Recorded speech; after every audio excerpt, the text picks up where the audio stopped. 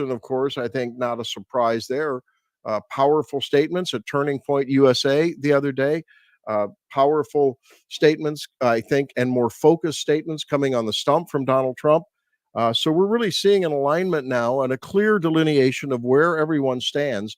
But I want to know what you think it's going to mean in the pencils of voters as they fill in the little oval dots on their ballot, or in fraud bereft venues as they do electronic online voting.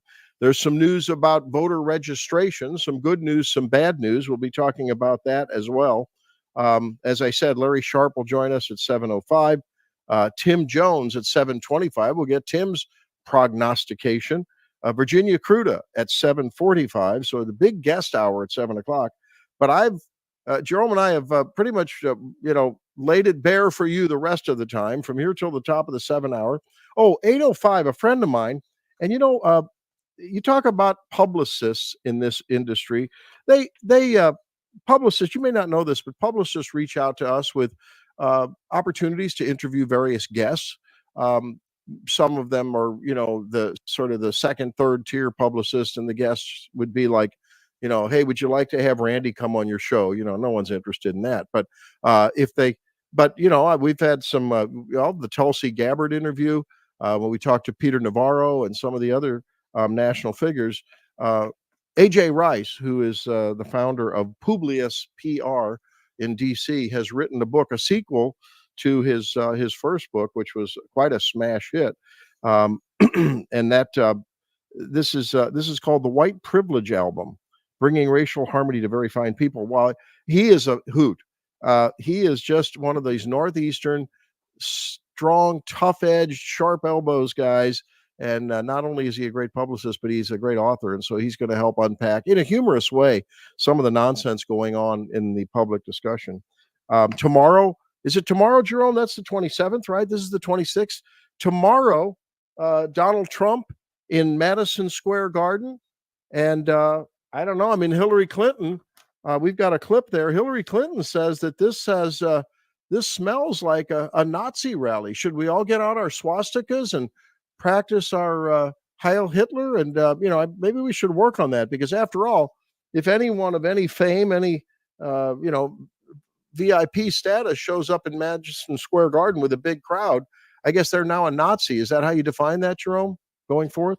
Yeah, I think that the current definition of a Nazi is no longer somebody that pledges allegiance to the Third Reich and Hitler. It is now anybody that any Democrat or communist disagrees with.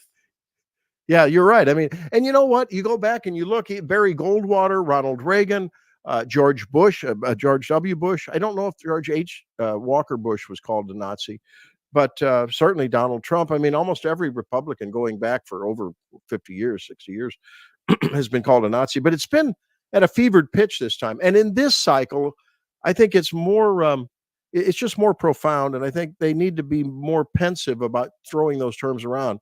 When a president was almost assassinated on national TV, a second attempt was thwarted by a very vigilant Secret Service agent who saw the assassin in the bushes. I mean, I think the rhetoric, the softness of the rhetoric, the more civil tone that Kamala Harris, Joe Biden, and others talked to in the wake of the July attempt, that's gone by the wayside, and they've been joined by the media. But let's think about this. Let's listen to what Hillary said, because after all, she's an authority on Nazism.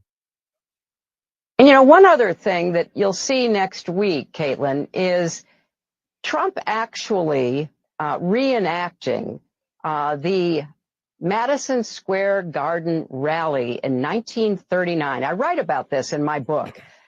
President Franklin Roosevelt was appalled that neo-Nazis, fascists in America were lining up to essentially pledge their support for the kind of government that they were seeing in Germany. Wow. So I guess it's done. Now, Jerome, you and I both have a affinity for music. And I did a little research, and I didn't realize how we always think. I've been so misinformed. Sometimes you think you do your work and you listen, you comb the all the news networks. I watch CNN, I watch MSNBC. When I was a kid, I used to literally, when I was like homesick for a day, I would read the Encyclopedia Britannica. I mean, I'm a bit of a nerd. Okay. And I don't know, but isn't it true? I mean, Beyonce was with Harris last night, and all the Bruce Springsteen. Wow, talk about a problem. Bruce Springsteen. That was so sad. His performance. We have some of that as well.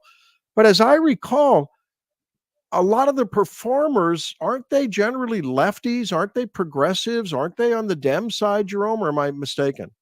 No, you are 100% correct. The musicians, except for maybe a very small handful, Hollywood, of course, is very far left. I mean, everybody in the entertainment industry, it's safe to assume that they're going to be supporting Harris. Well, Jerome, I know you're a young man, but it's my job to teach you. And for all of those in the audience listening, hey, everybody, it's not true, because now that it's been established that if you have a concert, if you have a rally, if you have an appearance, and you fill up Madison Square Garden, you're a Nazi, according to Hillary Clinton, according to the media. And I'm just looking at the list of the people that I didn't realize were Nazis, Jerome. Frank Sinatra was a Nazi. Did you know that? Oh, yeah, Sinatra, he's right up there with Goebbels, right? Yeah, remember the main event? Yeah, Sinatra, he was a Nazi. Here's one. Diana Ross. Yeah, she was a Nazi. And don't forget Elton John. Big Nazi there. Biggest one big of them all. Nazi. Yeah, who else? Neil Young. Yeah, he's a big one. And Bob Dylan and The Who. They're all Nazis. All of them, every one of them, don't you know? How absurd is this? I mean, at what point is this going to utterly backfire on the Harris campaign, the Democratic machine? I mean, I'm hoping that what I'm hearing in some of those barbershop interviews, did you hear some of those with Lawrence Brown? Really interesting to hear just everyday people sitting in barber chairs, many of them barbers, but some not, just going like black guys saying, you're going to give me $20,000 or $50,000 to start a business, or $20,000 to buy a house, and you think you can buy my vote? They're getting it. They're getting it. They're getting that the rhetoric is desperate, that the labeling and the divisiveness and the balkanization, they've had enough of it. I don't know. The seedbed is fertile for a landslide. I'm going to use the L word. I know everyone's suspicious. It's fertile for that. I just don't know whether drama and emotion is going to win out over rationality. And if it does, then it won't be a landslide, and it may be a Harris victory. What do you think? I would like to hope. I'm not sure enough people are going out on behalf of Trump or Kamala to make it a landslide for either one. I can definitely see Electoral College definitely going higher for Trump. But there are a lot of people that are just dissatisfied with both of them. Now, back to the point about calling people Nazis, though, I've already noticed with my generation that they have basically destroyed any impact or negativity to what that word represents, because there are moderate left people that are being called Nazis now by the far left. And when you look at, so in the spaces I gather, and same thing with racist, we, for a while, racist was the kryptonite, being called racist was the kryptonite of, white guys, because we didn't want to be affiliated. Now it's just like anything breathing, math is racist now. A lot of these articles come out. So it's like, I see people, they get accused of racism, and they're just like, okay, so what? Does that make me wrong? And I don't think that's the effect that we want as a society. I think that if somebody is called a racist, it should mean something to the extent of, maybe they are somebody we should keep an eye on. It should not just be, a woke label that's applied to white men as a way of discrediting any argument, because now people are legitimately just not caring what they're called anymore. And that leads way into actual neo-Nazis and stuff like that. You're right. It does trivialize the horror of the Holocaust. It does trivialize the horror of slavery, right? And how evil it was. And, if now I can tell you, Jerome, how many times I got called a racist when Barack Obama was in, and when the whole discussion about Obamacare was going on, and I would just criticize it and poke holes in the argument and predict what was going to happen, and what was going to happen happened, right? You didn't keep your doctor, you didn't keep your insurance, you paid more for it if you weren't in a few selected subsidized plans, but you don't get to see your doctor when you want to. We predicted that. But when I made these kind of predictions, I was called a racist. People called up on this program and said, you're a racist. It just, yeah, it does get to where personally it rolls off our back like water off a duck's back. But with the general discussion, it does, in fact, minimize just how bad and how evil racism is when you see it and when it really does happen. And here's the ultimate irony, right? What we now see with the woke, the DEI, the critical race theory, we actually see racism in action. I mean, explicitly in action to altogether now fight racism. So they're using racism to allege it. I mean, that's when you've really eroded any connotation of the term at all. It's just crazy. And we're going to talk with AJ Rice about that in his great book. I've had a chance to just turn a few pages in it. It's bringing racial harmony to very fine people. An allusion to Charlottesville on both sides. And we've got some great clips this morning we're going to share with you, try to help you get a sense of where we are in this election process. Maybe we'll do a little pole dancing too. No, don't take off your clothes, Jerome. Some pole watching, I guess, when we come back. Let's check out where the poly markets are calling it and some of the other polls that came out, the last polls, if you will, on the Randy Tobler Show. 314-912-1019. Lots coming up. Stay tuned. One kid helps pay the rent.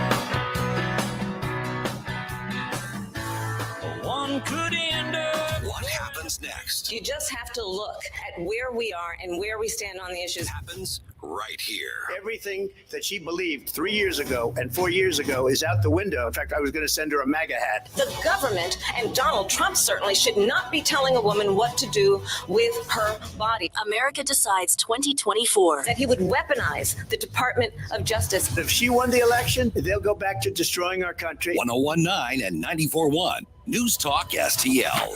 Napoli Brothers Pizza and Pasta, now open in the district of Chesterfield Valley. Napoli has the only coal-fired pizza oven. That means an incredible taste you cannot get anywhere else. So enjoy a unique pizza at Napoli Brothers Pizza and Pasta in the district. And then walk a few doors down and enjoy premium cigars and drinks at Lit Cigar Lounge. There's a perfect way to end the evening. Napoli Pizza followed by Lit Cigar Lounge, a winning combination. Craving farm fresh goodness since 1997? Anthony's Produce is your one-stop autumn wonderland. We're talking pumpkins bigger than your head, mums so hearty they'll outlast your mother-in-law's visit, and straw bales perfect for decorating. Need firewood? They'll deliver enough to keep you toasty till the cows come home. Plus, fruit and veggie trays so fresh they'll make your taste buds do a happy dance. Anthony's Produce in the heart of St. Peter's. Check him out at anthonysproduce.com and tell him News Talk STL sent you. This hour of Larry Connors USA brought to you by my friends at Renewal by Anderson. And listen to this. Renewal is having a killer of a sale. Buy any window or door. Get a second one, 50% off, 0 interest, no payments for 18 months. Renewal has the most 5-star reviews of any full-service window company. Simply dial pound 250, pound 250, and say the key word, windows. I'm Dr. TJ, owner of the Institute of Natural Health, co-owner of Optimal Nutraceuticals, and the host of Wellness 101. Wellness 101 is designed to cut through the nonsense and provide you common sense, science-based information regarding health and wellness. On the show, we discuss topics like thyroid health, gut health, hormone optimization, and many others. Our show airs Saturdays at 10 a.m. and 2 p.m. and Sundays at 11 a.m. and 3 p.m. right here on News Talk STL. For more information, visit us at inhstl.com. That's inhstl.com. Looking for a new or premium pre-owned car? Let's start at Ackerman Toyota. Now, you can check what's available and coming at ackermantoyota.com. But I truly encourage you to visit Ackerman just south of 44 on Hampton. Ackerman has the largest customer lounge. You can relax, take your time. So you'll start at Ackerman and you'll end up at Ackerman. And thank you for making Ackerman Toyota number 1 in 2023. Ackerman Toyota. Ackerman Toyota for life. Hey O'Fallon, it's Lauren from Dirty Dan's Pizza and Wings, your woman-owned, locally operated slice of heaven. We're serving up the best pizza and wings in town, made with the freshest ingredients and a whole lot of love. Check out our mouth-watering menu and daily specials. Dine in or carry out. The choice is yours. Join our loyalty program at dirty-dans.com for extra perks and mention News Talk STL for $5 off purchases $25 or more weekdays from 11 to 3. Dirty Dan's Pizza and Wings, where every bite is a local delight. This hour, The Randy Tobler Show, is brought to you by the ClearPath Wealth Management Group at Stifel. Request a free portfolio review at clearpathinvesting.com.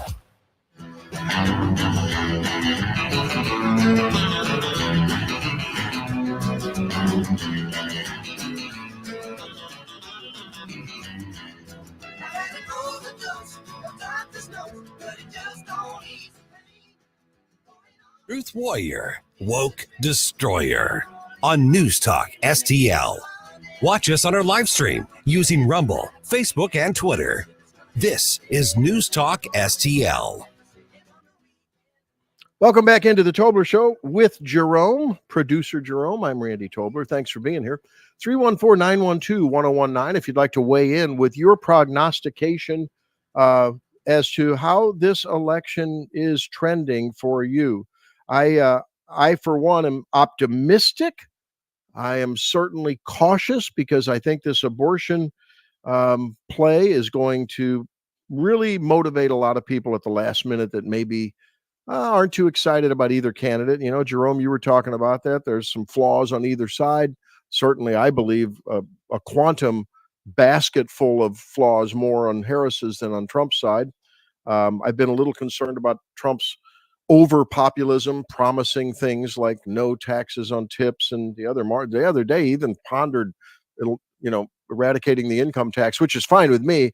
Didn't really hear what he wanted to replace it with. I'm fine with that. I don't think we should tax productivity, but however you weigh it, it shouldn't be as close as it may be. Some say that the abortion issue will bring voters out on the left, and they'll vote for that, and along with that, their senators, their representatives, and of course their presidential and vice presidential candidates on the left. Overnight, the Poly Market forecast says 64% likelihood of Trump winning the presidency, only 36% for Harris. They're roughly even overnight from when I went to bed. So just up a fraction of a percent, 0.1% for Harris. Hard to know. They've got Wisconsin pink. They've got the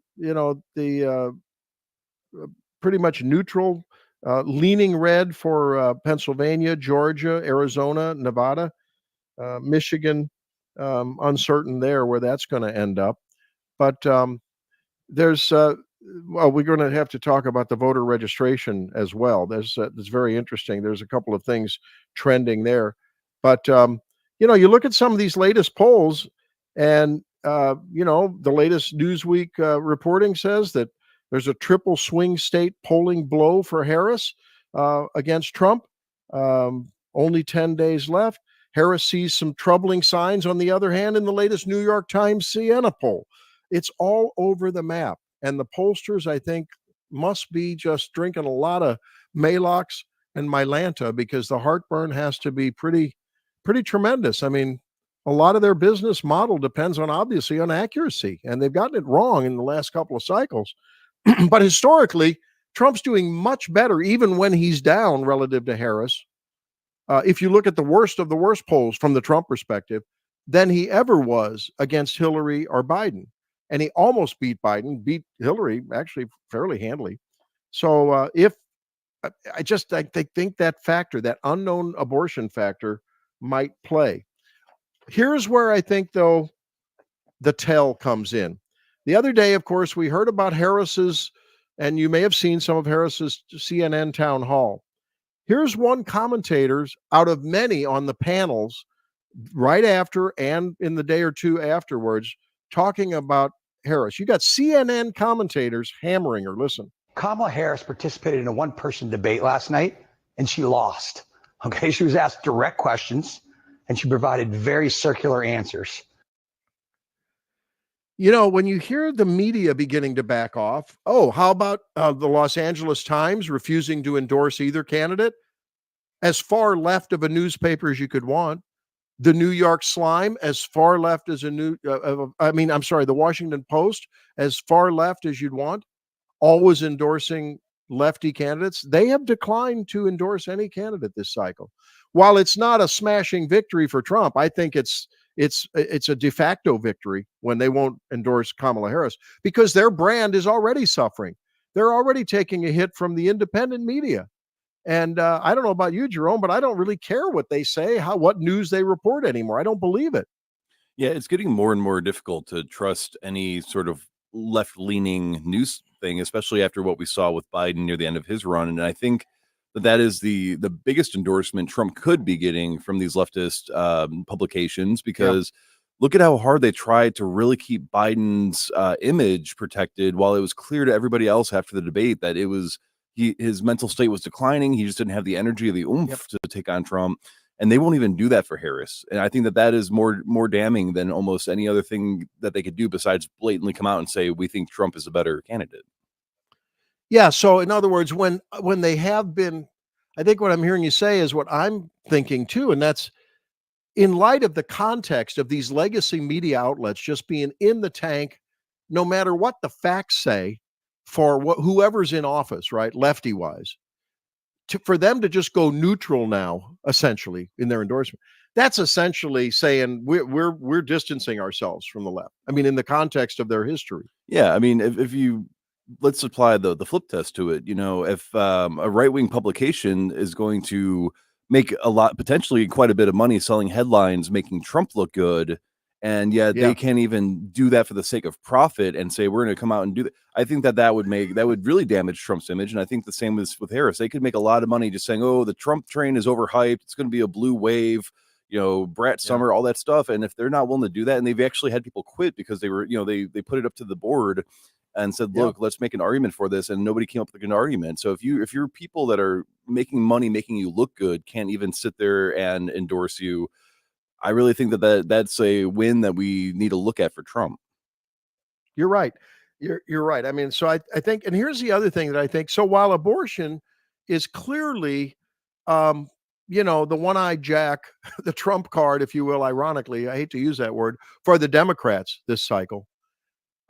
That's a question I want to pose to you and to our listeners. So, okay, look, when was the last time that we had a Republican candidate for president of these United States who brought prominent people in, one of them running off originally for the Democratic nomination, but then going independent, another one, first of all, becoming an independent after a previous run for president, and now joining the Republican Party? When have you seen this kind of a migration from traditionally Democrat people? Okay, you got RFK Jr., right? And he's pushing the health thing. And more, especially moms, are looking at children's health, looking at maybe their older children and the obesity problem, the early diabetes, looking at their husbands and their dad bods. Sorry, guys. And seeing, you know, where we've got, and you look in the mirror, America, we got a sick America, right? Okay, so you got RFK pushing that very wholesome theme and suspicion of the government, central power, censorship. Tulsi Gabbard, right? An army, was she in the Air Force Reserve, the Navy, whatever. But I mean, she's still an active, not active duty, but she's still in service. She leaves the Democrat Party, becomes an independent, and on the stump, 3 days ago, proudly announces she's joining the GOP.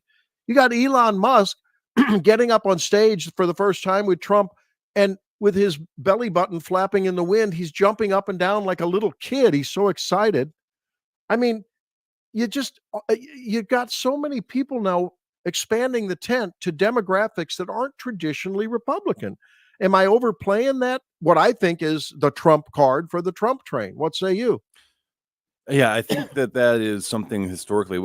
I've been trying to go back through the archives even and find, like, do we have any historical precedents for this sort of flipping that we see? Because again, Dick Cheney went to Kamala Harris. I don't think a lot of us are really all that, you know, that's not going to sway very many of us to go to Harris. No. But, you know, it reminds me of in Nazi Germany when Hitler was in power. You know, everybody that criticized Hitler and said that he is, you know, he's the next Napoleon and that he is such a bad, evil person. You know what he did? He actually forgave them and invited them in. And I'm being facetious, of course. That's not exactly what happened. I know you are. But I think that really states, you are. a lot of us, including myself, fell for a lot of the media hype back in 2016. And, when it came to 2020, a lot was going on and not many of us were really truly paying attention. I think it was just two old guys yelling at each other during that election. But a lot of moderates, including some center left people that I know, are looking at this and saying there's no way that we can go along with a party that is blatantly lying about a man who had almost everybody against him flip sides and say, you know what, we were wrong and we should have said that. To have the two candidates of the DNC that I would argue have some of the best track records and most integrity. Now, we don't have to agree with them on everything that they believe, but Tulsi and RFK especially have really put themselves out there, given up their cushy position in the DNC and potentially taken massive hits to their reputation to back Trump. And so it's like, well, if these people that have something actually at risk, that have something to lose in their political career are willing to say, I was wrong about Trump, then, I think that sets a huge precedent. Whereas I don't think anybody that was anti-Biden has come out and said, well, we were wrong about Biden-Harris. The border is actually great. The economy is actually great. War is actually great. We're not seeing that. It's a one-way thing. And it's just very interesting. And to return to this fascist theme, fascism, if you want to allude to the Nazis, okay, that's one party rule. If you're not allegiant to the party, you're an outcast. You are sometimes worse than that. I mean, worse things happen to people that were sympathizers with the Jews. We know that, and that did anything but Heil Hitler, right? And I keep going back to this.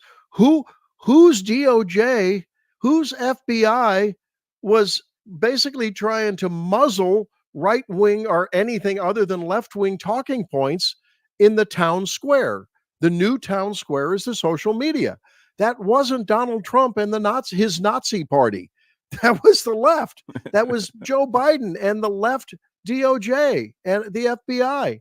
Who is the one that weaponized against Donald Trump the justice system at all levels, at the state, at the local level in New York City, and at the national level, of course, with the Jack Smith prosecutions? I'm sorry, I keep looking for it. I don't see Donald Trump prosecuting Donald Trump. That's coming from the left and Joe Biden. Now you've got something that happened yesterday. You saw where this judge made Virginia reinstate about 1,500 or more. I think it's almost 1,600 people who had sworn on who had self-labeled on an affidavit. I think it was the DMV affidavit, that they were non-citizens, therefore making them ineligible to vote according to Virginia law and, of course, the federal Constitution. But according to Virginia law, and it's been instituted for 18 years, they need to be thrown off the rolls because they themselves said this. There's actually a backstop. If it turns out that they were wrong, they actually were citizens, they didn't know it, they could do a provisional ballot. There's a backstop method to defend their vote if it was legitimate. And in that context, though, the DOJ sued Virginia, and yesterday a judge said, no, you've got to reinstate these people because according to the 1993 federal election law, that within 90 days you can't do, here's the word, systematic purging of the rolls.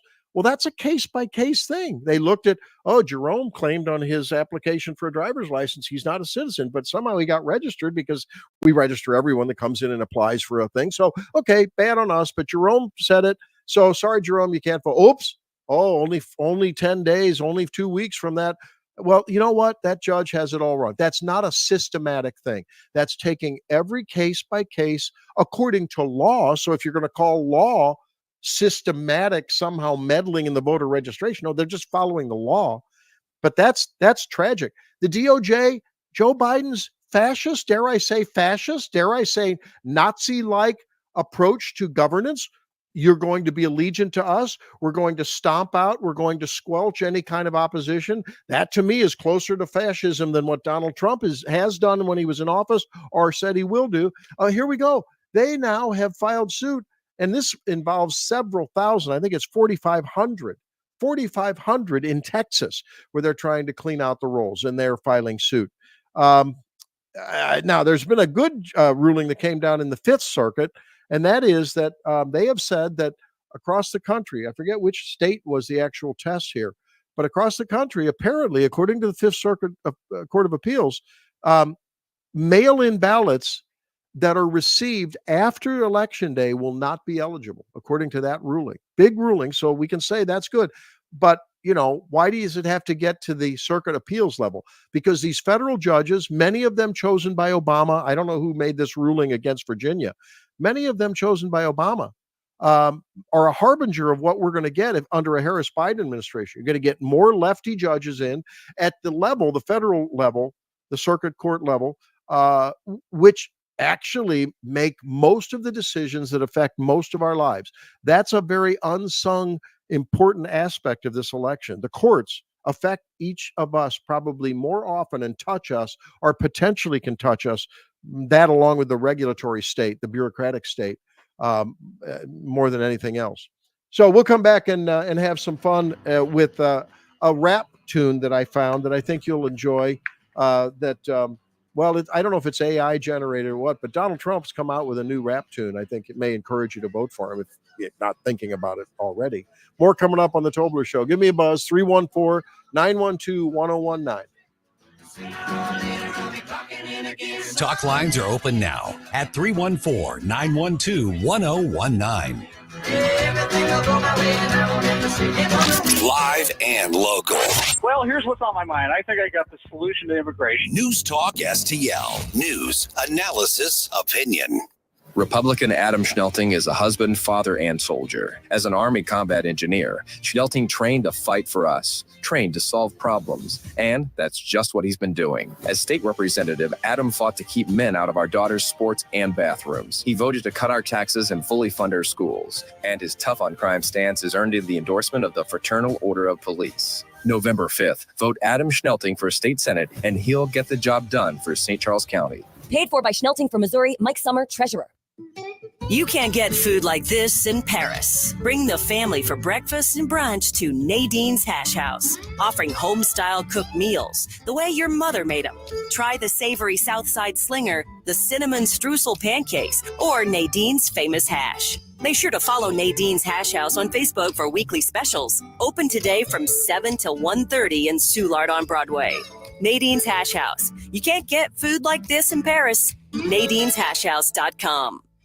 Looking for a high school that nurtures your child's mind, body, and spirit? Discover Duchesne High School, where faith and tradition shape tomorrow's leaders. At Duchesne, I'm challenged academically with advanced courses. And I get the support I need to build my skills. With small classes, sports, and tons of clubs, there's a place for everyone here. Duchesne offers a Catholic college prep education tailored to each student's unique gifts. Scholarships available. Join us for our open house on October 27th from 10 a.m. to 2 p.m.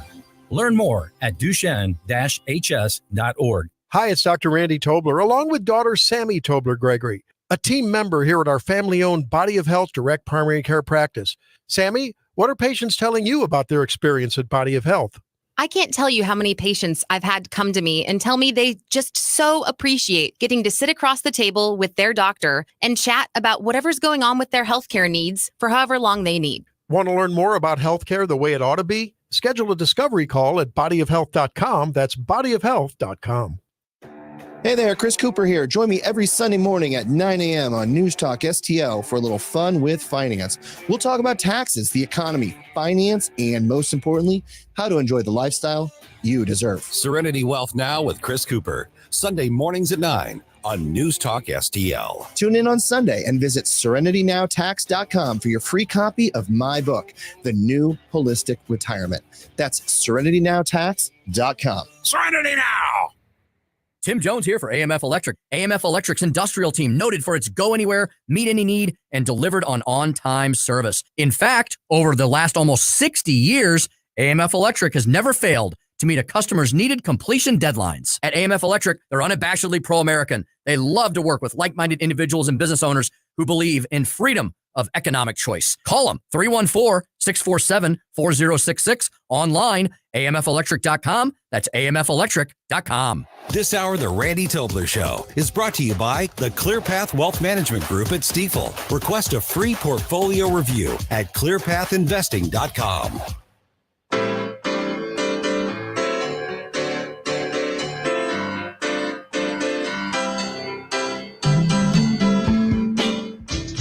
Back me up, go all in, by Joe Biden. I gotta win, save the country from sin. I won't never slack up, get your money back up. Try and cuss my voter and you're bound to get smacked up. Get up, stand up, throw your MAGA hats up. If you got the feeling, Kamala's on a feeling. Trump's got the hot flow, Dems are talking junk though. I got shot in my ears, certify me as the GOAT, yo. Working, chat too, peeps in the cars, let me serve more fries than lies from the voters are. DJ T, sure enough in the lead, and if it's what you want, I'm the president you need. Kamala's a clown, Kamala's a clown, so get out and vote, keep jump around, jump around, keep jump around, jump around.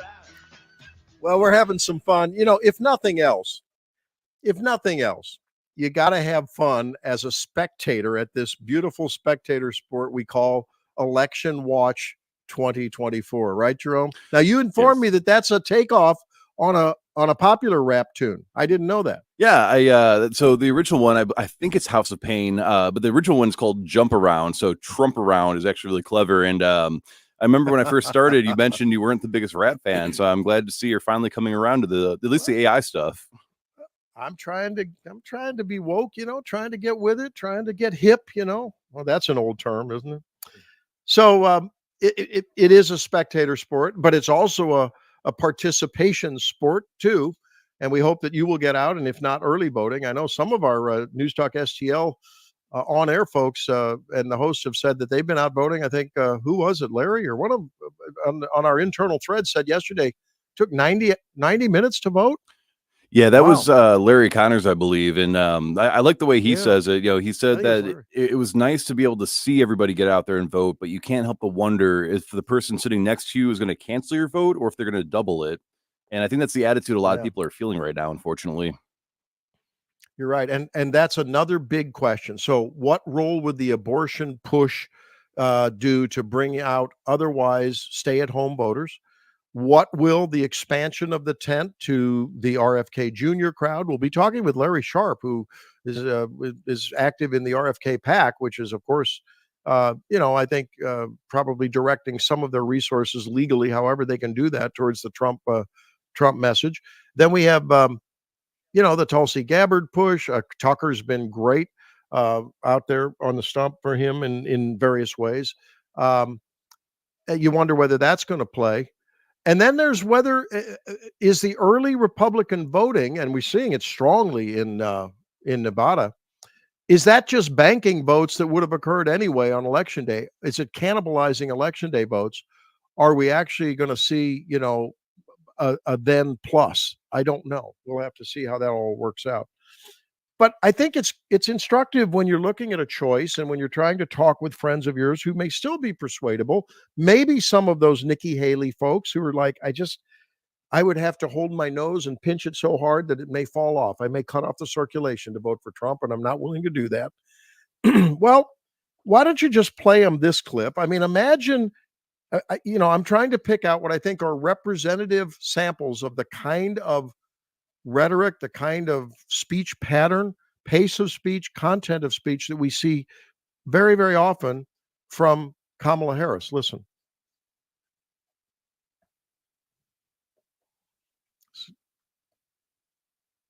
Good about Pennsylvania because there are a lot of people in Pennsylvania who deserve to be seen and heard. That's why I'm here in Johnstown. And I will be continuing to travel around the state to make sure that I'm listening as much as we are talking. And ultimately, I feel very strongly that we've got to earn every vote. And that means spending time with folks in the communities where they live. And so that's why I'm here. We're going to be spending a lot more time in Pennsylvania. So that's Kamala Harris the other day in a little sort of one of those photo ops of stopping at some deli or somewhere, and they were asked her, what do you think about Pennsylvania? Why are you here in Pennsylvania? And she just couldn't come up with a coherent answer.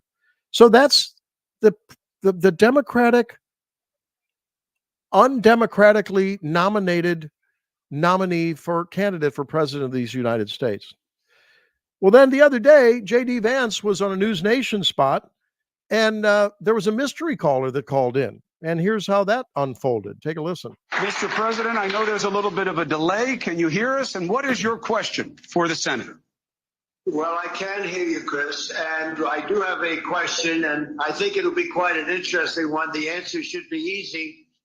How brilliant is Donald J. Trump?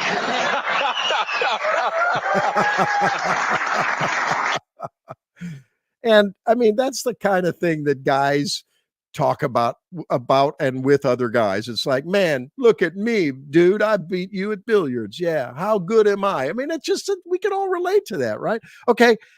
So then JD Vance was not expecting that, because the body language when that call into that, it was like a town hall setting with JD Vance and the host and a small audience there. And, you heard the question from the president. I don't believe that was contrived, because JD looked very surprised and he was sort of like, oh my gosh, really? But here is the difference between the Trump Vance train, if you will, and the way they communicate, and what you just heard with Kamala Harris, who couldn't even answer why she was in Pennsylvania. Here, 20 seconds later, is how JD Vance answered that. I think often people don't see, and of course I got my beautiful wife here in the front row, and one of my favorite moments with President Trump is we were hosting an event for him near our home in Cincinnati a few months ago, and of course, my wife was a little bit nervous to really, talk to the president of the United States, and he asked her, "What do you think about your husband being in public service?" And she gives, if you know my wife, a very diplomatic answer. "Sir, he really cares about the people of Ohio. He's thrilled to be able to serve them, and I'm happy to support him however I can." And President Trump chuckles and goes, "Yeah, my wife hates it too." and Now, I'm sorry, you compare those two moments, and if nothing else, let's say you're an emotionally driven voter. I mean, how authentic and how fun and how just in the American spirit, how lighthearted and beautiful is that compared with Kamala Harris word salad? Yesterday is today if you look at it from tomorrow, because we'll be unburdened by the past if we look forward to it. I mean, it's just crazy, the difference. I can almost guarantee, though, that anybody that is in the Harris camp has probably not seen these clips, because they're only watching things that edit out those moments to make them look bad, and then edit around Harris's word salad to try to make her look as good as possible. But just to quickly touch on your point, I can see why she was actually the least popular or second least popular candidate during the 2020 Democratic primaries. She received the even worse than Gavin Newsom. She performed. So the fact that she got installed without any votes, and yet she's the one that's going to defend democracy. She's the one that's going to go and negotiate peace with Iran and Russia and China. I don't think so. Yeah, and we go back to I'm going to remind everyone who's fascist. Who's really acting in a fascist way while they call others fascist? I think we call that projection, right? If fascism is defined by totalitarian rule, total allegiance to a small group of people, I would call that the Democrat National Committee, the Schumer and his friends, right? And all those people. If that's fascism, I don't know who's fascist more, Donald Trump and everyone sitting around in the barbershop. Everyone, when he's out helping hurricane victims personally on the ground after Hurricane Helene, I don't know how fascist that is.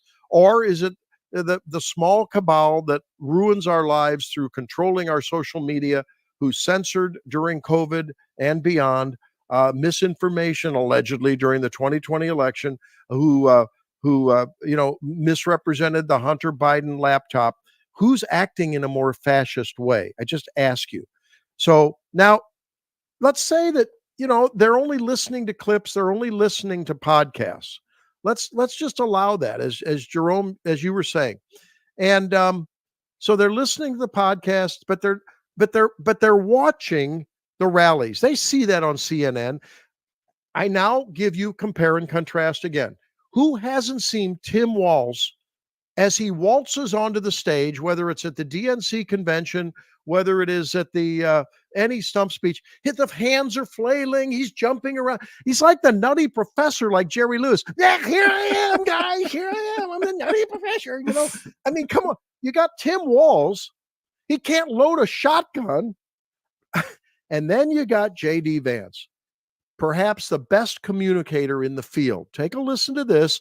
When the issue of the divisiveness, the destruction destruction of relationships as a result of political balkanization occurs. Listen to this wise and sage comment.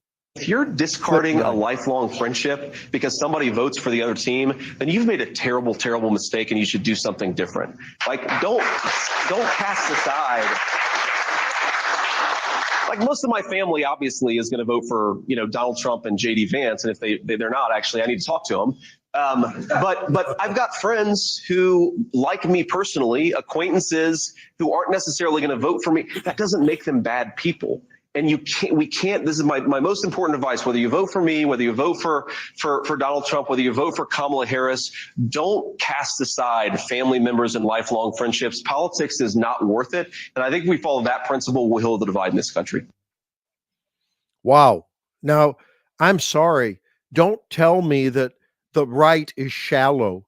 Don't tell me that the people that are in the Trump Vance world are shallow, knuckle-dragging, gun-toting people who don't have a college education, therefore they're idiots and they have no they don't know the way to rule a country. Don't tell me that. I'm sorry. These people that are showing leadership and brilliant wisdom like that, man, give me that over I'm Kim Wall and Kamala Harris. I'm sorry. Yeah, absolutely. And I think especially after the vice presidential debate, it really solidified to a lot of people just how great this lower class hillbilly actually is as a public speaker and as a thinker for our nation. And I don't know. I feel like if he was running as president and Trump was the VP, maybe it would be a landslide. Yeah. Well, I'm thinking maybe Vance Gabbard in 28. Just saying. Hey, let's step aside, and when we come back, we will talk with Larry Sharp from the RFK PAC. Stay tuned. I gotta win, save the country from sin. I won't never slack up. Get your money back up. Try and cuss my voter, and your bound to get smacked up. Get up, stand up, throw your MAGA hats up. If you got the feeling, Kamala's unappealing. Trump's got the hot flow. Dems are talking junk, though. I got shot in my ears. Certify me as the GOAT, yo. Whether at home or at work, you're mobile. So when you're mobile, stay mobile. Keep St. Louis's home for conservative talk with you wherever you go. Download the News Talk STL app in the App Store or at newstalkstl.com. Retirement planning used to be easy.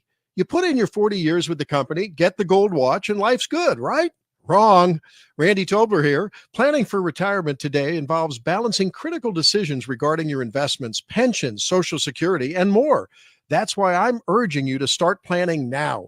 It's also why you should connect with the ClearPath Wealth Management Group at Stifel. They bring a combined 100 years of wealth management experience to help you with your retirement plan. You can hear Stifel financial advisors Bob Stockdale and Eric Robert every Saturday morning at 9 during On the Money here on News Talk STL 1019. Their team is ready to help you design your retirement plan with the care and commitment you deserve.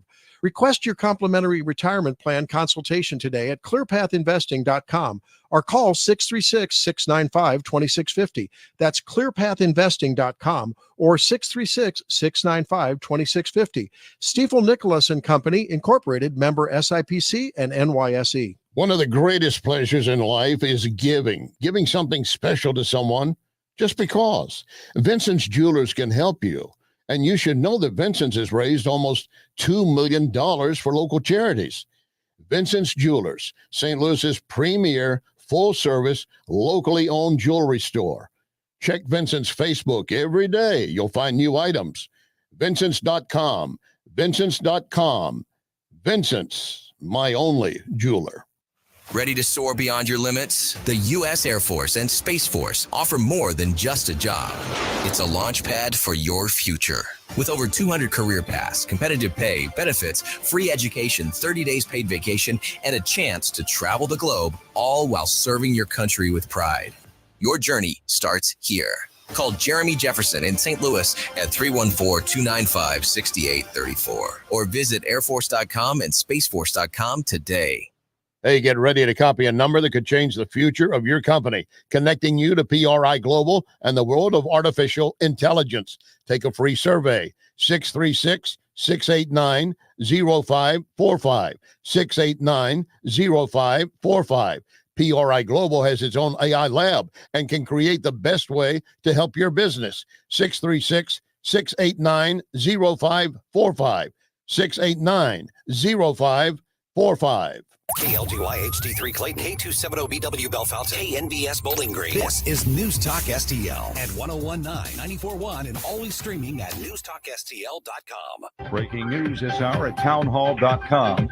I'm Bob Agnew in Washington. Israel has attacked Iran with a series of pre-dawn retaliatory airstrikes. The regime in Iran and its proxies in the region have been relentlessly attacking Israel since October 7th on 7 fronts, including direct attacks from Iranian soil. And Israeli spokesman Rear Admiral Daniel Hagari went on to add, like every other sovereign country in the world, the state of Israel has the right and the duty to respond. Israel stressing it's limiting its response to precise strikes on military targets, including missile production sites inside Iran. Former U.S. Senator Jim Talent says Vice President Kamala Harris is facing a number of disadvantages as she tries to outpace Donald Trump heading toward November 5th. She's not warm. She doesn't have a relatable backstory, hence, her insisting that she did in fact work at McDonald's because she wants to say something about herself people can relate to. She's intellectually incurious. She doesn't prepare well, and she doesn't understand policy, and she doesn't understand the process. Former Senator Jim Talent interviewed on the Salem Radio Network. Ed Donahue reports Washington Post will not get involved in the presidential race. The Post reported on its own decision, quoting anonymous sources who said an endorsement of Kamala Harris over Donald Trump had been written but not published. And the company's owner, billionaire Jeff Bezos, made the decision. And that is correspondent Ed Donahue. Some good news for drivers at the gas pump. For a change, here's Rita Foley. Gas is $3.14 a gallon on average as you start your weekend. That's 5 cents cheaper than a week ago, 7 cents less than a month ago, says the AAA. And remember this, a year ago, gas was $3.54 a gallon, 40 cents more than it is now. I'm Rita Foley. More of these stories at townhall.com. Life takes a toll on our bodies. No way around it. Whether it's sitting hours on end at your computer or working a physical job, over time your body pays the price. There is, however, an effective way to turn back the clock on pain, Relief Factor. Developed by doctors, Relief Factor helps support your body's response to inflammation. The difference? Instead of masking pain, Relief Factor helps eliminate it for good. And it's 100% drug-free. If the pains that come with living a full life are affecting you, do as so many others have. Turn back the clock on pain with Relief Factor. Their 3-week quick start is just $19.95, less than $1 a day. When you feel good, it's amazing how much more you get out of life. So visit relieffactor.com or call 1-800-4RELIEF. That's 1-800-4RELIEF. Try it for only $19.95. While we can't stop aging, not yet, we can stop pain. Turn back the clock with Relief Factor. This hour of News Talk STL is brought to you by Stifel, serving investors for over 130 years. Contact your Stifel financial advisor at stifel.com. That's STIFEL.com. Hey, it's Vic Porcelli, and my favorite sandwich from Capriati's is the Wagyu beef French dip. So good. It's the au jus that makes it. And the Wagyu beef is pretty good, too. I love Capriati's, and you will, too. On Manchester at McKnight in Rock Hill. With the average funeral bill over $9,000, are your loved ones prepared? Speak with Benjamin Schaefer at Senior Memorial. Contact Benjamin at memorialplans.com. Memorialplans.com. Senior Memorial, everlasting protection. If you haven't been to Lit Cigar Lounge in the district at Chesterfield, you're missing a great experience. Premium cigars, drinks, spacious seating, TVs in every direction. This and more explain why Lit was voted Best Cigar Lounge 2 years in a row. Now you can be at Lit and order Napoli Brothers pizza and pasta delivered to you. In fact, Napoli's just a few doors down. A coal-fired oven giving a unique taste. Napoli Brothers Pizza and Pasta, now open in the Chesterfield district. Hey, Tony Colombo here with Tim Jones for our friends Rodney and Jen Wallner, the Wallner home selling team at Berkshire Hathaway, the #1 home selling team in the St. Louis area. And I can say that from firsthand experience. My wife and I were blown away from the results that we saw from working with Rodney and Jen, from selling our old home faster and for more money than we thought possible to finding our family's perfect new home. They over-delivered every step of the way. And right now, it's still very much a seller's market. So Tim, for folks that have been thinking about selling their home, it's a perfect time to call the Wallner. Walners. That's right, Tony. And don't forget, they're licensed in both Missouri and Illinois. So no matter where you are in the metro area, you can put St. Louis's #1 home selling team to work for you. The Walners experience and work ethic, second to none. And of course, the numbers speak for themselves. The Walners sell 15 times more homes per year than the typical realtor. Right now, they're working with so many qualified buyers, they'll guarantee to obtain you an offer. If you've been thinking about selling your home, don't wait. Call the Walners now at 314-810-SOLD. That's 314-810-SOLD for the Walner home selling team. I'm honored to tell you that the Cafe Napoli family is growing. That means you're going to have more locations to enjoy the Napoli experience. The Napoli heritage of fine dining continues with Napoli Kirkwood. So you have Cafe Napoli in Clayton, Napoli 2, Town and Country, Napoli 3, St. Charles, right next door, Napoli C, and don't forget Napoli Brothers Pizza and Pasta in the district, Chesterfield Valley, plus soon, Napoli Kirkwood. On the next Larry Connors USA. There is not a single survey that says Harris can win, but do not take it for granted that Trump will. Make sure you vote. Larry Connors USA. Now weeknights 6 until 8 on News Talk STL.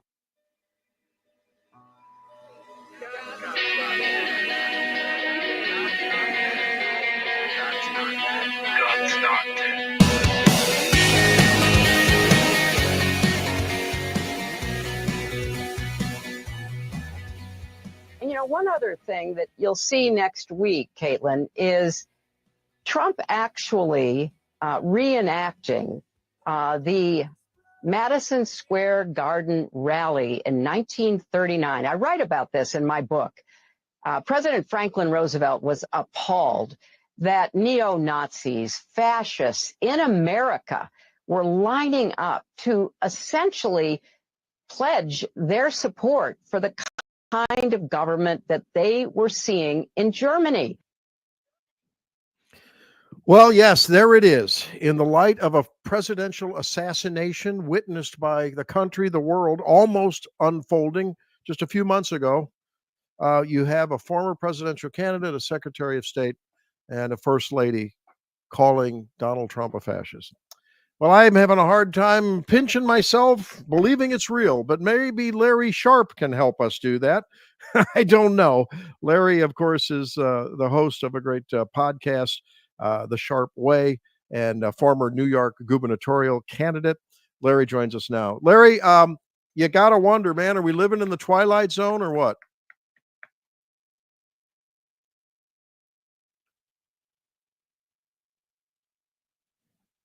Luke? Hey, how are you? Is Larry there? That's me. How are you? There we go. Hey, what do you think of this? We're in George Orwell's land now when we've got fascists calling populists fascists. I mean, I don't get it. I don't know about you, Larry, but this is some dangerous rhetoric at this point, isn't it? Everybody that I don't like is a fascist. That's how that works. Just insult, insult, insult. The problem that we have here, Randy, is when you don't have a solid argument, when you don't have solid policies, when you don't have actual answers for the American people, the easiest way to handle this is just dismiss. Dismiss, insult, dismiss. You can't listen to this guy because he's the bad guy. He's the bad thing. In this case, he's a fascist.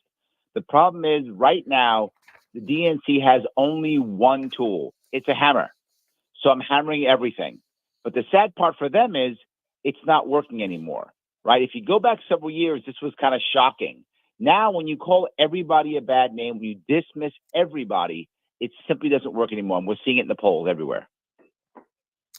And, I mean, it does give me pause for a somber thought, and that is whether you're talking about trivializing the Holocaust, which is what happens when everyone's a fascist, right? Just because you disagree with me.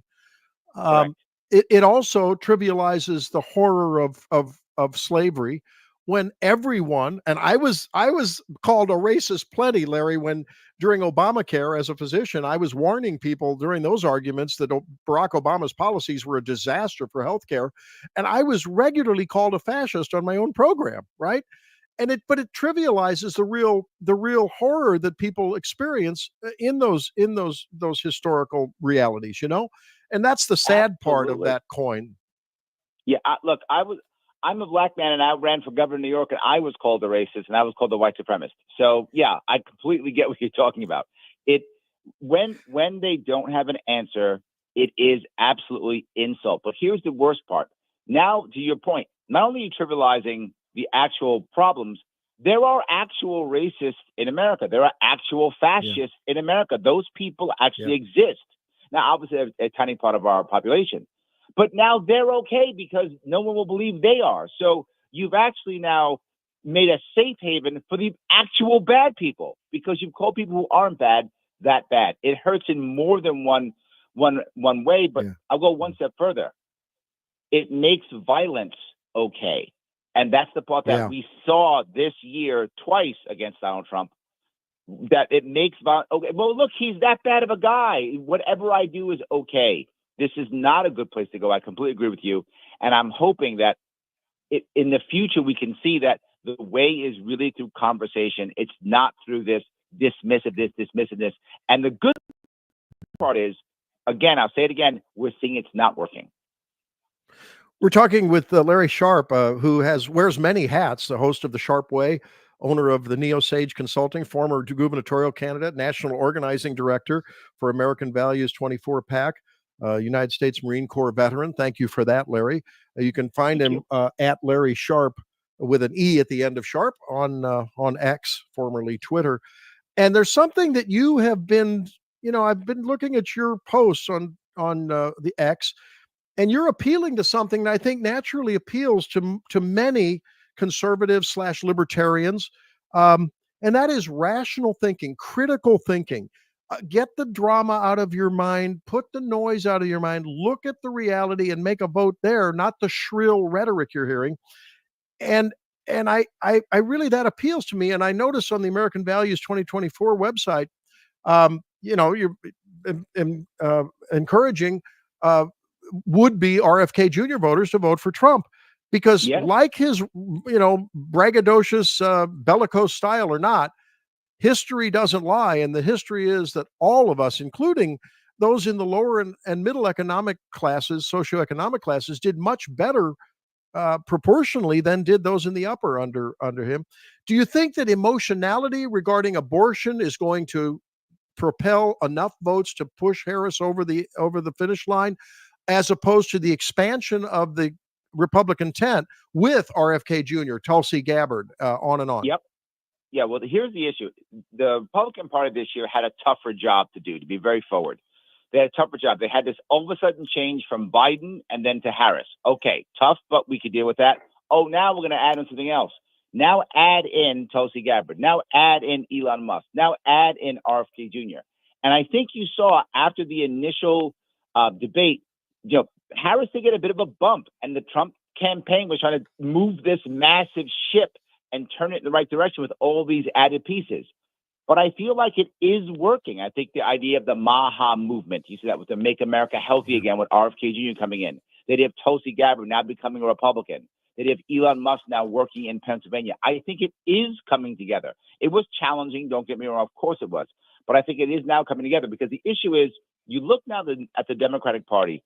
I'm old enough to remember one from 50 years ago, which was much more of a working class party. Those days are over. The DNC is not the working class party anymore. The Democratic Party is a party heavily of educated women. It's really what it is more than anything else.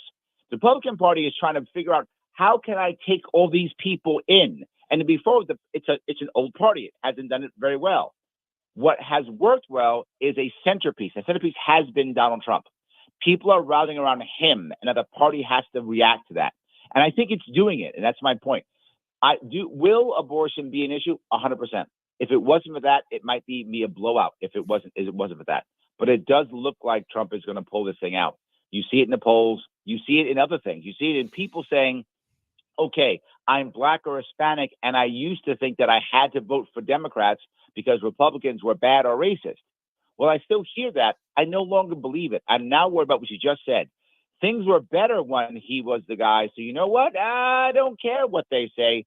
I'm going to do the right thing. Yeah. But there's one more piece on top of this, which really matters here. You look at someone like Harris versus someone like Trump. Harris doesn't connect well with average Americans, and Trump does. Even though Trump's a billionaire, but somehow he still connects. And that connection matters. When you're in that voting booth making that decision, that connection is going to matter. And I think it's going to be more than just what someone's yelling and screaming. It was challenging for the Republican Party, absolutely. But I feel like they've moved the ship in the right direction, and you see it happening right now. Well, and I think as we see these reports from Aurora, almost every community, certainly the border communities, and that's now moving to be every community in one way or another, where there is a mass importation of immigrants. I mean, the New York City folks know it, Aurora, Colorado folks know it, Springfield, Ohio folks know it. It's taking over their social services. It's taking over their hospitals. They're having to cut back on policing just to help pay for the social services. Take a listen to what Donald Trump said in his one of his big comments at Turning Point USA the other day, and I'd like your response.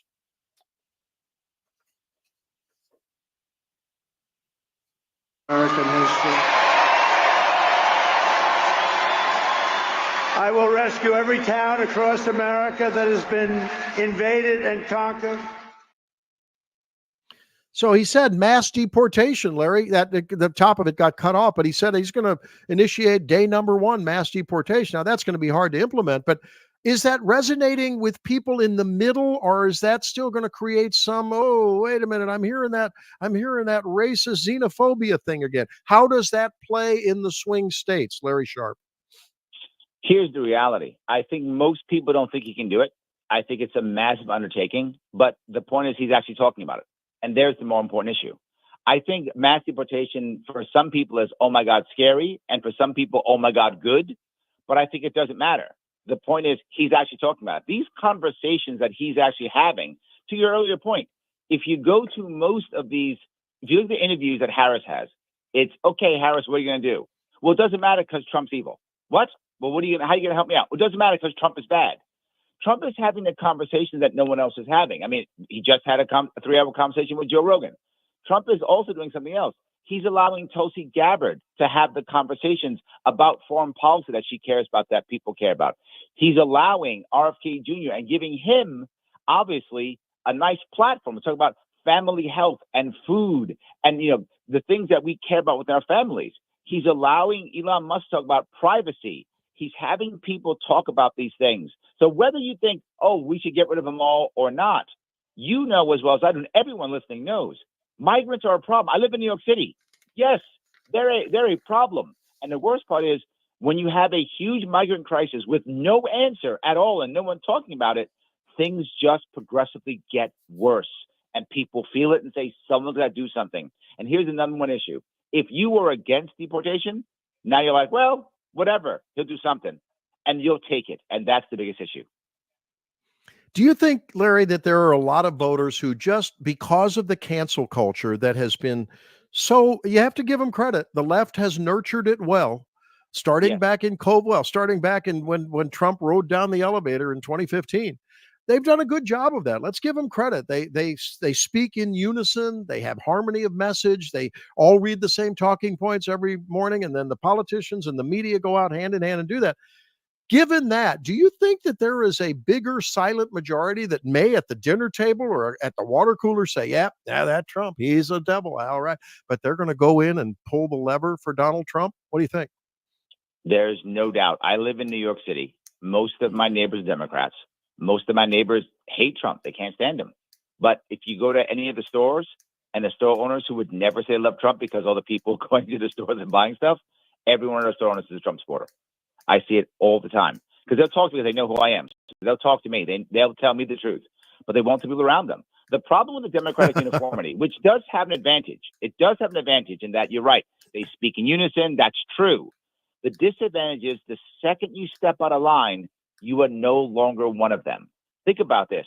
Kennedy, former Democrat. Tulsi, former Democrat. Elon, former Bernie supporter. The Democratic unity that you speak about, which is true and has an advantage, also has a massive disadvantage. People are afraid to step out, and when they step out, they never come back. The amount of people I know who are RFK Jr. supporters who said, I will never support the Democratic Party again. I mean, it's overwhelming. It does have an advantage, but at the same time, it has a big disadvantage. And isn't it ironic that the people who are acting in a very fascist, if you're not with the party, if you're not agreeing with that small group of oligarchs in DC at the DNC and in the Biden-Harris sphere, in their orbit, you're an outcast and you are persona non grata. Isn't it ironic that they're calling Donald Trump and his supporters the fascists? It's just mind blowing. Well, it's the ultimate distraction, right? It's not me, it's you. It's not me, it's you. No matter what you say about me, I'm going to say it about you. It's the ultimate distraction. And look, to be forward, in the past, it has worked very well. You're right. I'm not sure it's going to be working this time. I think the polls are showing it. I think people are showing it. I think if you even look at the actual interviews, who's going on Rogan, who's making those long form interviews? It's actually Trump who decides I'll have a conversation.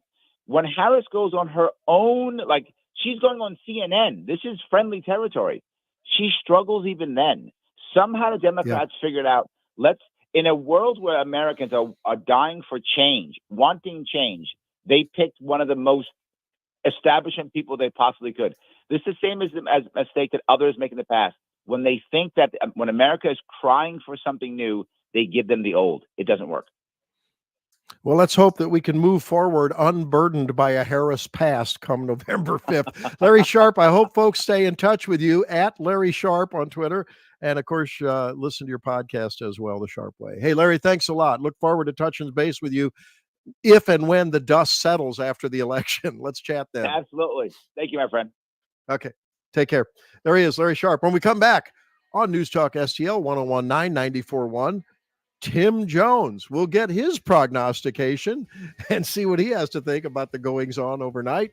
And with the Iran affair, the Joe Rogan appearance with Trump, there's lots going on. There's just not enough time. So much to say. We'll do our best. Stay tuned. Jerome, what are you doing? Get it together.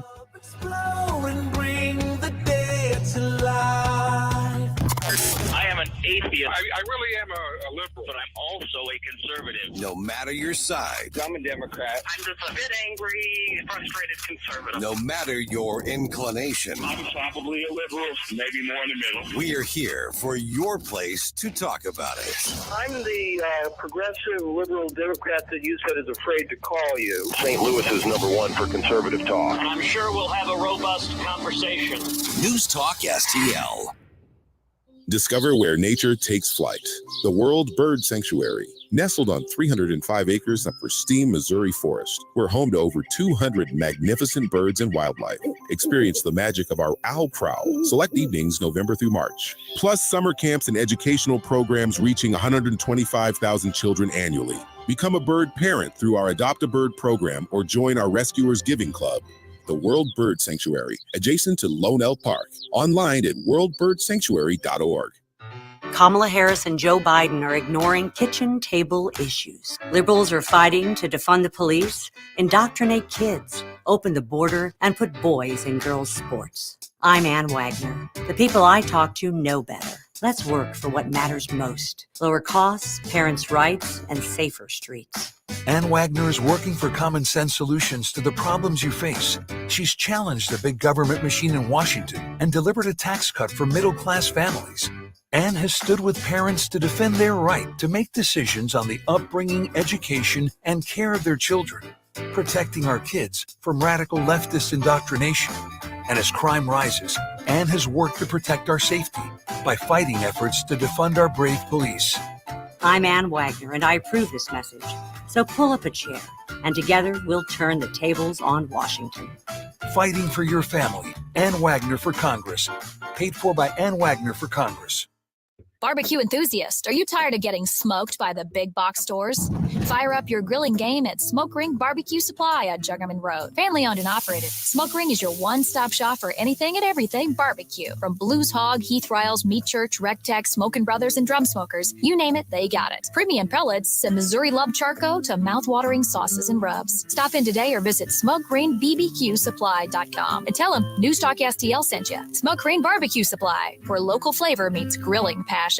Looking to enhance your outdoor space? Trust Lime Concrete Block, your local experts since 1947. From Vertiblock and retaining walls to ready-mix concrete and outdoor kits, we've got all your residential and commercial needs covered. As a family-owned business, we take pride in our A+ BBB rating and industry affiliations, with special discounts for military and first responders. Whether you're a homeowner, contractor, or distributor, make a decision set in stone. Call 314-638-9940 or visit our showroom today. Need reliable auto service from people you can trust? Look no further than Western Tire and Auto. For over 15 years, we've been your complete automotive repair center, family-owned and operated, with owner Dean Cleathermes bringing 30 years of industry experience. At Western Tire and Auto, you're not just a customer, you're family. We promise 100% satisfaction, treating you with the transparency, respect, and honesty you deserve. Visit us in St. Peters or in Florissant. For appointments, call or check westerntireauto.com. Western Tire and Auto, your local automotive experts since 2008. This hour, The Randy Tobler Show, is brought to you by the ClearPath Wealth Management Group at Stifel. Request a free portfolio review at clearpathinvesting.com.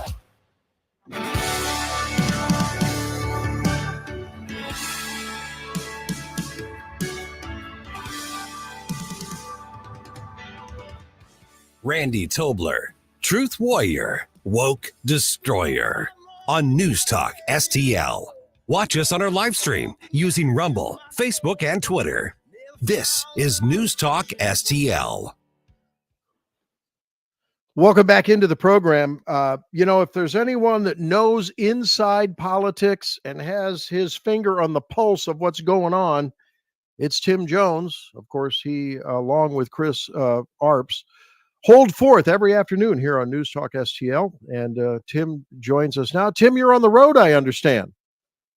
Yeah, good morning, Randy, to you, producer Jerome, and everybody back home in News Talk STL Nation. Although folks could be listening over here where I am, Randy, on our app, because our app is available anywhere in the world.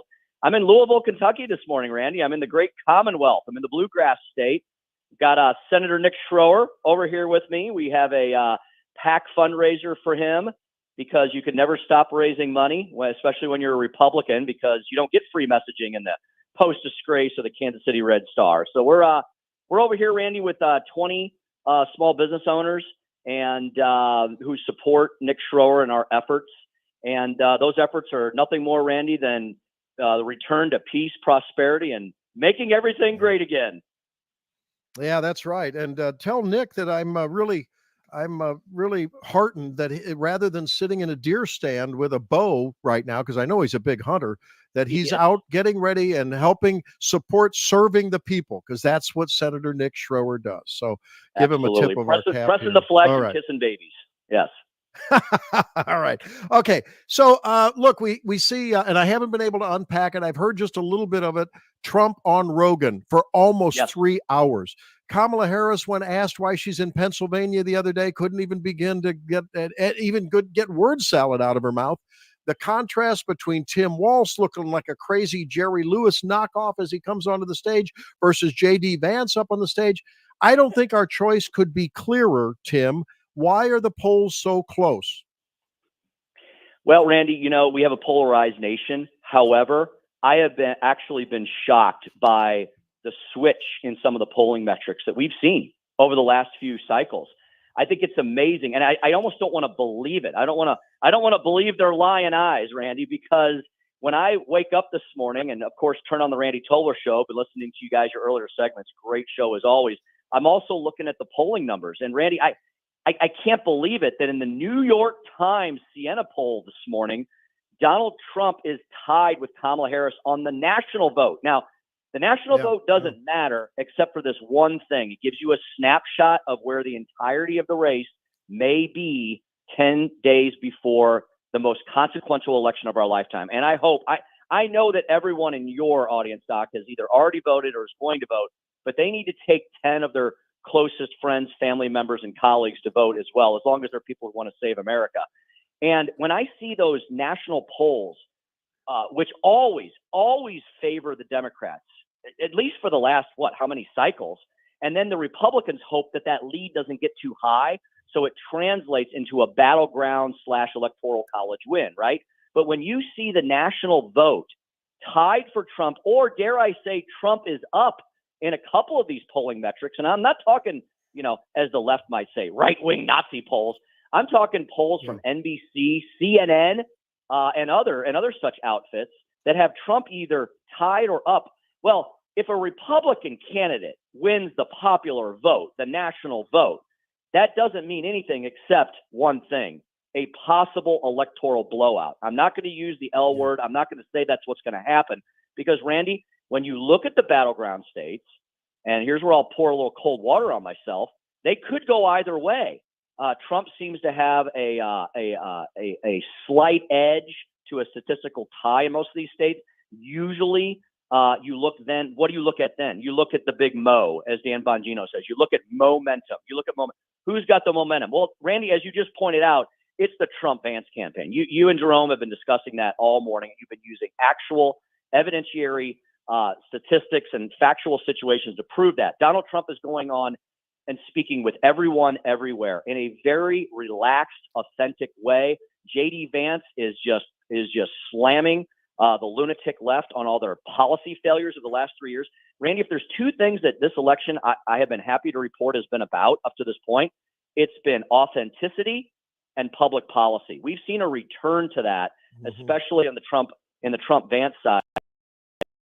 And Randy, after 3.5 years of being bludgeoned over the head by an authoritarian, totalitarian government run by Kamala Harris and Joe Biden, I think people have had enough. The gaslighting, the projectionism of calling everyone else a Nazi means that they're really just looking in the mirror. All right. Now, Tim, there you go. That says it all. You're right. I mean, you talk about projection. When you've got a party that wants to pack the Supreme Court, introduce DC and Puerto Rico statehood, which would give 4 senators and 1 party rule. They want to censor social media.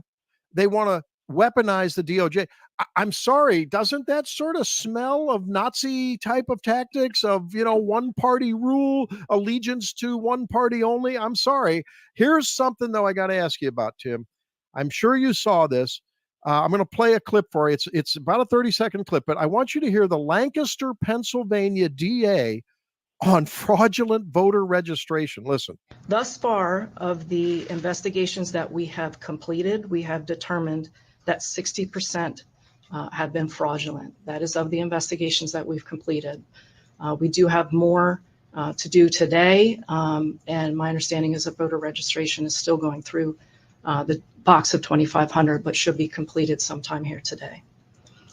As I said, the investigation is ongoing. We are aware of at least 2 other counties that received similar applications that are currently being investigated. At this point, we have confirmed violation of our crimes code as well as our elections code. Okay.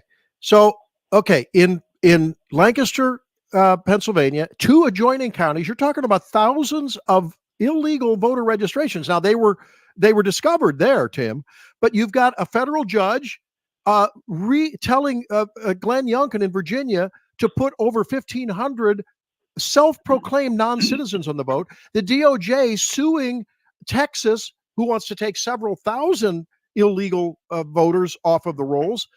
Could this actually swing the election? The DOJ push and the Democratic push to fraudulently push voters to the Democrat side?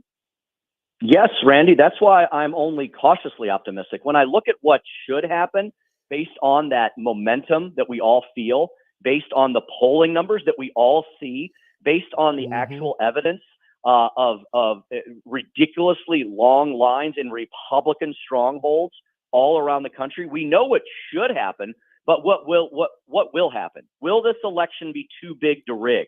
I sure hope so. I hope that everyone who wants to save America, whether you're Republicans, whether you're independents, whether you're disaffected Democrats and you realize who the real full frontal fascists are, yeah, sorry, they're in your party. They're in your party. We know that now because, as you just pointed out, they're the ones who have been censoring free speech. They're the ones targeting. And Randy, you were saying, how they want to do these things. In many cases, they have done these things. They have weaponized the DOJ. They have gone after parents who simply want to speak up at their kids' school board meetings. They are the ones who embody the transgender cult. They're really a death cult. I'm sorry, but I'm thinking of Halloween right now. They've really become a demonic death cult. And all of this is this is not just about abortion and castration are a means to an end. The end is they think that humans are bad. They just don't like people anymore, the Democratic Party. They think the earth is overpopulated. It's more about the climate agenda and the green raw deal than it is really about abortion or transgenderism. That's how they get to a depopulated planet. That's their ultimate goal. They think what we exhale, our very existence, Randy, of breathing out CO2 is evil to the dysfunctional Democrats. And so people have realized all this, but is the election going to be, is it going to have a modicum of safety and security? We all know it's laughable when the left goes so overboard to say that the 2020 election was the most pristine, perfect election. How is that possible when we had universal mail-in voting with no signature verification? We had these random ballot boxes just dropped on every street corner in America across the land, especially in our urban zones where they could absolutely stuff them to the hilt. And for all the leftists who are clutching their pearls right now because I'm suggesting that election was not safe and secure, because it absolutely wasn't, I'll remind the Democratic Party, they made electoral rigging and voter fraud, they made that a professional sport many, many, many decades ago, right? Over a generation, many generations ago.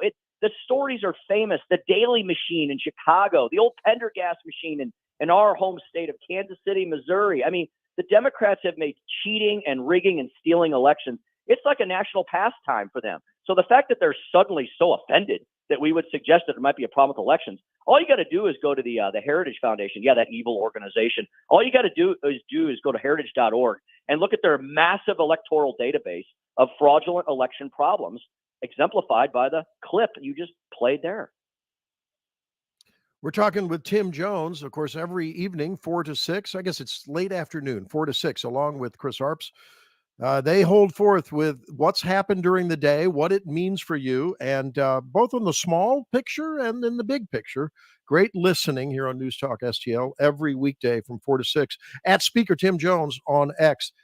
Tim, do you think there's a bigger gravitational pull for those never and sometimes Trumpers from the Cheneys and the Kinzingers of the world, or for the, I don't know about Harris and what's wrong with the Washington Post and the LA Times not endorsing the presidential candidate on my traditional Democrat, from the Tulsi Gabbards and the RFKs, which disaffected, party alienator, if you will, is going to have more of an impact for the party they've now joined? Does Liz Cheney pull more votes to Harris, or do Gabbard and Musk and RFK pull more voters to the Trump train?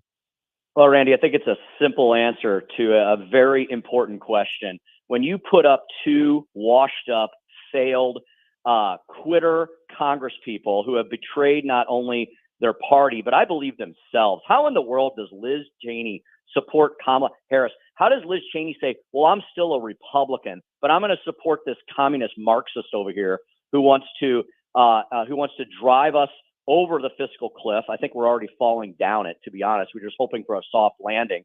And well, it's because she loves the neocon mentality of Kamala Harris, that, America should still keep running around the world, get involved in everybody's business, and inserting our brave men and women into every conflict on the planet. She's a freaking warmonger, but she's never had to put her blood or treasure at risk, but she's happy to have America's brave young men and women do that for her. So, and Randy, when you put those washed up congresspeople, crying Adam Kinzinger and lying Liz Cheney, as Trump calls them, when you put them up against cultural icons and giants, free speech absolutists like Elon Musk, the guy is a real living, breathing Tony Stark, right?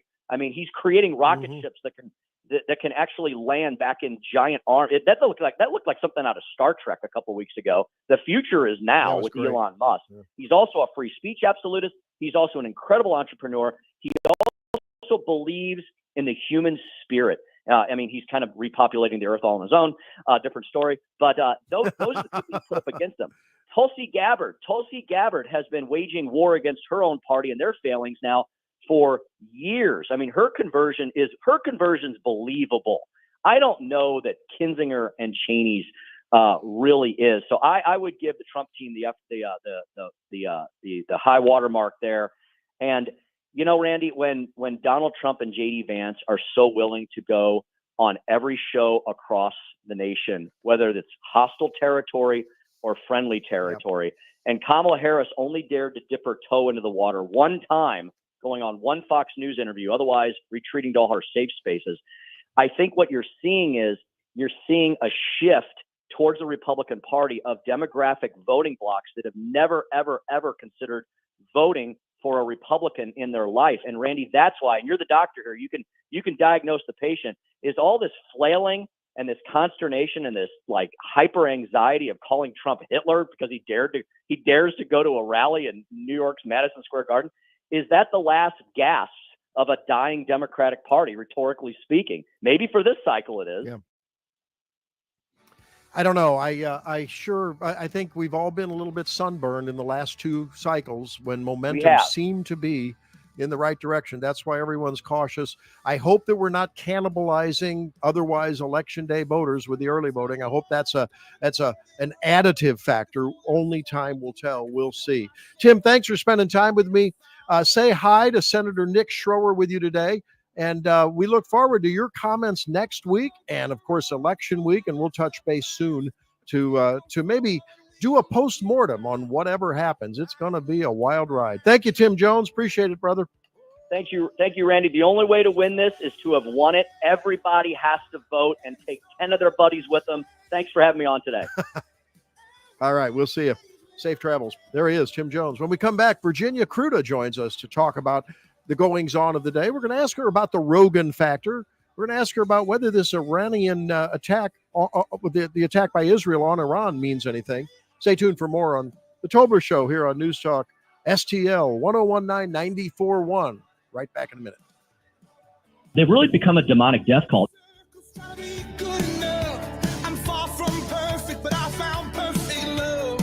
So many ways to listen to News Talk STL. Enable our Alexa skill. Hello. Hey, Alexa. Yes, I'm listening. Play News Talk STL. Welcome to News Talk STL, conservative talk radio for St. Louis. You know grit when you see it, and Robert Crump's got plenty of it. A Navy veteran, Crump is steady, unshakable, always pushing forward for Missouri. Pro-Second Amendment, Crump knows you have the right to defend yourself, your family, and property against violent criminals. Like the mighty Mississippi, Crump doesn't waver. He stands firm to protect your freedoms. Send Robert Crump, Republican for State Senate District London, Jeff City. Strong, unyielding, fighting for you. Robert Crump. Paid for by Crump for State Senate 2024. Chris Clark, Treasurer. For over 50 years, Di Gregorio's Italian Market has been serving up a taste of Italy right here in St. Louis. Family owned and operated, nestled in the heart of the hill. From homemade sausage and meatballs to spadini, pizzas, pastas, and sauces, our wide variety of Italian specialties will transport your taste buds straight to Rome. For a truly authentic Italian shopping experience, visit your friends at Di Gregorio's. Shop local, shop Di Gregorio's Italian Market, where every bite tells a story.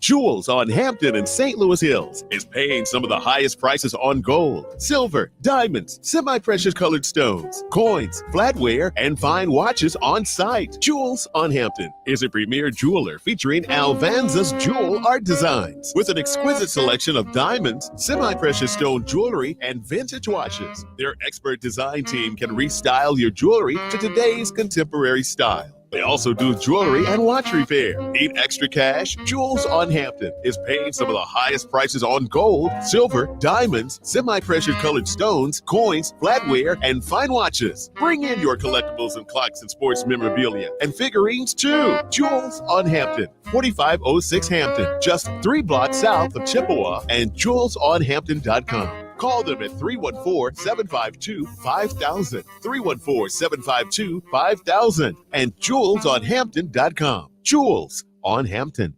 Katie here. When it comes to your home's comfort, you don't need gimmicks, you need guarantees. At Elite Comfort Experts, we're your hometown comfort heroes. No flashy deals, just reliable service you can count on every time. From tune-ups to total system replacements, we're here to keep your family comfortable year-round. No nonsense, just expert care because your home deserves the best. Call Elite Comfort Experts today, where hometown service meets real results. Elite Comfort Experts, St. Charles' trusted hometown comfort heroes. Call Elite at 636-887-0971. Looking for a hardware store that treats you like family? Welcome to True Value Schneider's Hardware, your local gem in Old Town St. Peters. For over 100 years, we're proudly serve you St. Charles County, providing everything from lawn and garden supplies to plumbing and electrical. Need a bolt or fastener? We've got you covered. And don't forget, we're a steel dealership. Whether you need sales, parts, or service, ask for Charlie or Jerry when you come in. We're here to help. Call 636-278-4461 or visit us online at truevalue.com/Schneiders. This hour, The Randy Tobler Show, is brought to you by the ClearPath Wealth Management Group at Stifel. Request a free portfolio review at clearpathinvesting.com. Good God Almighty, I hope you'll find me praising your name no matter what comes. It's Mike Ferguson from The Morning Show, and you are listening to Randy Tobler right here on 101.9 and 94.1 News Talk STL. Why? Because you're awesome. Well, and it was an awesome segment last week. If you didn't hear it on the podcast, you should go back and listen. When Mike joined producer Jerome, I was out emceeing the parade out at the homecoming parade in Columbia. And by the way, the Tigers come from behind victory. For those of you that are Tigers fan, was something. I mean, it's good to see Brady Cook come back in and kick some butt there at the end. But that was a powerful segment, Jerome. Really a powerful segment. I remember you had a caller. Mike was on later. But you had this caller call in, and it was just amazing how the personal stories. I think there were a couple of them last week that I caught as well concerning the abortion, the Amendment 3 issue.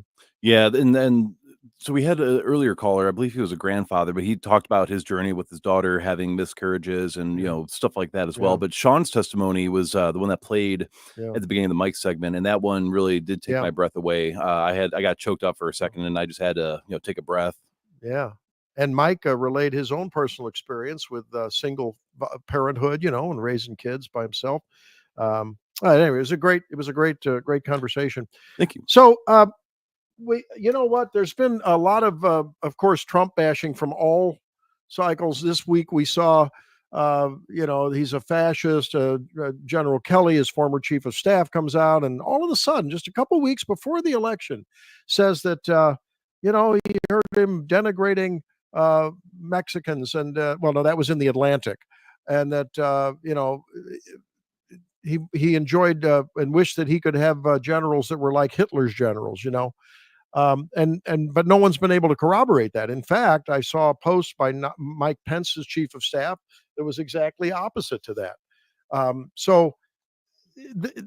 This is the October series of surprises that we will continue to see between now and Election Day. Will they have an impact? I think not. I think a lot of people hear these things, they yawn because they realize unless you personally hear it, unless there's a tape, unless there's some hard receipts on these matters, you're just not going to be able to make sense of it, and you just can't believe it. So in that light, though, Jerome, because we try to find evidentiary receipts that can actually indict Donald Trump. I found something that I don't know. I can't help but believe it. There is a woman who has come forth from decades ago. I mean, many, many decades ago, where on a cruise ship, a large cruise ship, she has some personal experience with Donald Trump that it worries me. It really, really worries me. Let's play her testimony. Here we go. A woman's heart is a deep ocean of secrets. But now you know there was a man named Donald Trump, and that he groped me in every way that a person can be groped. It's been 84 years. The worst part about that is I also heard he was the captain of that ship and intentionally crashed it into an iceberg to get rid of his political opponents. Yes, that was one of the survivors of the Titanic that was actually, testifying now. I mean, that if there is ever an October surprise, I think that could be it. No, now look, obviously that's a spoof. It's a parody, but that's how ridiculous there is. Okay, so it looks like Virginia. So Virginia tells us she's coaching today. So we better give her the day off because a mom's role in coaching. Was it soccer she's coaching today? I think it's she said it's swimming. I do have her on the line real quick, but Swimming. she's there solo trying Well, to let's do keep it going. So Well, let's get a quick comment from Virginia, and we'll let her get back to coaching. Hey, Virginia, I know it's important, and that's the most important thing. I'm not kidding. Is nurturing your children and coaching their team to victory. But what do you say about these last-minute attacks, including a woman 84 years ago who claimed that on the Titanic Donald Trump groped her? I mean, it's getting crazy.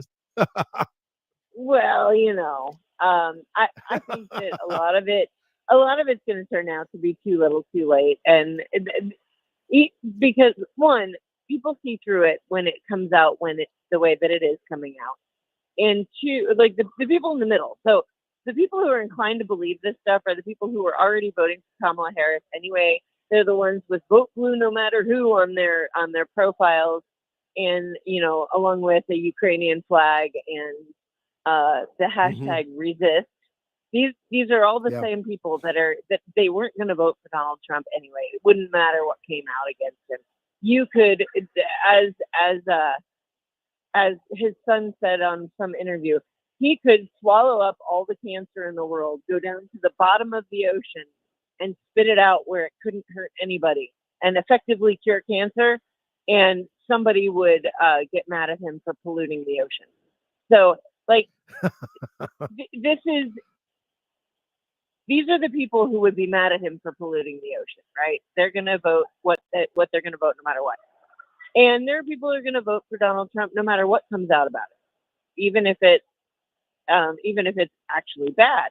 They're still going to go vote for Donald Trump because he's better than Kamala Harris, and I understand that too. The people in the middle are the ones you have to convince, and they are actually the hardest to convince by throwing spaghetti at the wall. They are the people who are unless this is real and we can prove it's real, because that's why they haven't made a decision yet. Virginia, I know that you're I know that you enjoy music, and I do too, but I wasn't aware that people like Bob Dylan, Diana Ross, Frank Sinatra, Billy Joel, who have packed Madison Square Garden. Did you know that they're fascists because they've packed Madison Square Garden? Apparently, that's the standard for being a fascist. No. It has to be a political rally, and it has to be prior to. So here's what's beautiful about this. So when Hitler packed Madison Square Garden, 1939, which is I assume what you're talking about, because everybody's like, oh, well, all the Nazis went to Madison Square Garden to see Hitler. So obviously, anybody who goes to see Trump is a Nazi, right? That's the obvious correlation. Well, okay, so when Hitler packed Madison Square Garden, we're talking 1939, months before he invaded Poland, when all he had done was rebuild the German military and economy. Now, could you have seen shades of what was coming if you were looking hard enough? Maybe, but most people didn't. That's why he was able to invade Poland. Most of what Hitler did happened after 1939, happened after all of this stuff. All the stuff that you talked about is horrible. And so what they're doing is they're telegraphing that, well, yeah, we know Donald Trump didn't do any of the horrible things we promised you would do last time. But if you go support him now and you continue to support him now, this rally is telegraphing that the worst is yet to come. Yeah. But that's the pot calling the kettle black, because look, they're the ones that want to give DC and Puerto Rico statehood, which would be 4 senators, which would be, of course, one party rule. They're the ones that want to censor anything that's against their talking point and their party line. They're the ones that want to do away with the filibuster in the Senate. I mean, they're the ones that want to pack the Supreme Court. You couldn't get more fascist in a Nazi fashion. It all comes down to language. And I know this sounds weird that I'm going to go from, Madison Square Garden to language, but I don't know if you saw this. There was a video circulating, Ben Shapiro debating a pro-abortion woman, and she was asking him, he said something about, abortion being the forcible termination of a pregnancy resulting in the death of a fetus, right? Which is literally the definition of abortion. And he said that several times. And she's like, well, why do you have to include the death of the fetus? Why can't you just say it's the end of a pregnancy? Well, because the fetus died. She said, well, how is that different from a C-section? That's the forcible end of a pregnancy. He's like, yeah, but the fetus doesn't die. The entire point is the birth of a child, right? And there's at the end of every social issue conversation between liberals and conservatives, the very end of the conversation is always the liberal saying in some form or another, well, that depends on what your definition of is. You know, if you want to go back to Clinton era for that. So, well, we don't define abortion as killing a baby. Well, that's okay. It still is, right? They don't define abortion as what they're doing, or they don't define fascism as what they're doing. They define fascism as what Donald Trump's doing. And so the end result is that they're changing the definition of the word so that they're not guilty of what they're accusing the other side of. But I think the game's up, and I think people and see you that. Understand actual words, then you, yeah.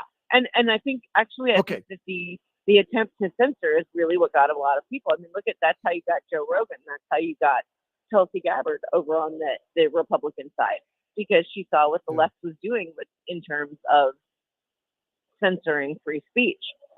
Kennedy. That's why Kennedy is, I mean, one of the reasons. So, but yeah, let me ask you this. We've only got about a minute left, and I know you have to get back to your coaching duties. Joe Rogan, Donald Trump comes out late last night. I haven't had a chance to review the whole thing. I haven't either Hopefully we'll be able to pull a clip out. Good. What is that? Is that going to be a game changer? I mean, who's that going to influence, and does it make a difference in the election? Joe Rogan has a huge audience, and a lot of them are moderate, political moderate. So yes, that's big. That's big. And the fact that Kamala Harris came out and said she was thinking about doing Joe Rogan, and then she didn't do it, says two things. One, she agrees that he's a legitimate source. So if Donald Trump appears on him, they can't go, oh, well, he's just going on a friendly source like Fox. She agrees that he's a legitimate source because she almost did it. And then she didn't do it, so they know she's afraid because they've seen how bad her other interviews are. That would be my take on that. All right. Well, okay. That's it. I think we've had 2 October surprises, and they've been from the Trump campaign. One is the Rogan, and the other is last weekend at McDonald's. By the way, go buy and get some McDonald's for the kids on the way home, okay? Buy some fries. Sounds good. Hey, thanks a lot, Virginia. Good luck at the meet. All right. We'll come back in a few, and we're going to talk with A.J. Rice, who wrote a book about white privilege from a funny perspective. Stay tuned. A woman's heart is a deep ocean of secrets. But now you know there was a man named Donald Trump, and that he groped me.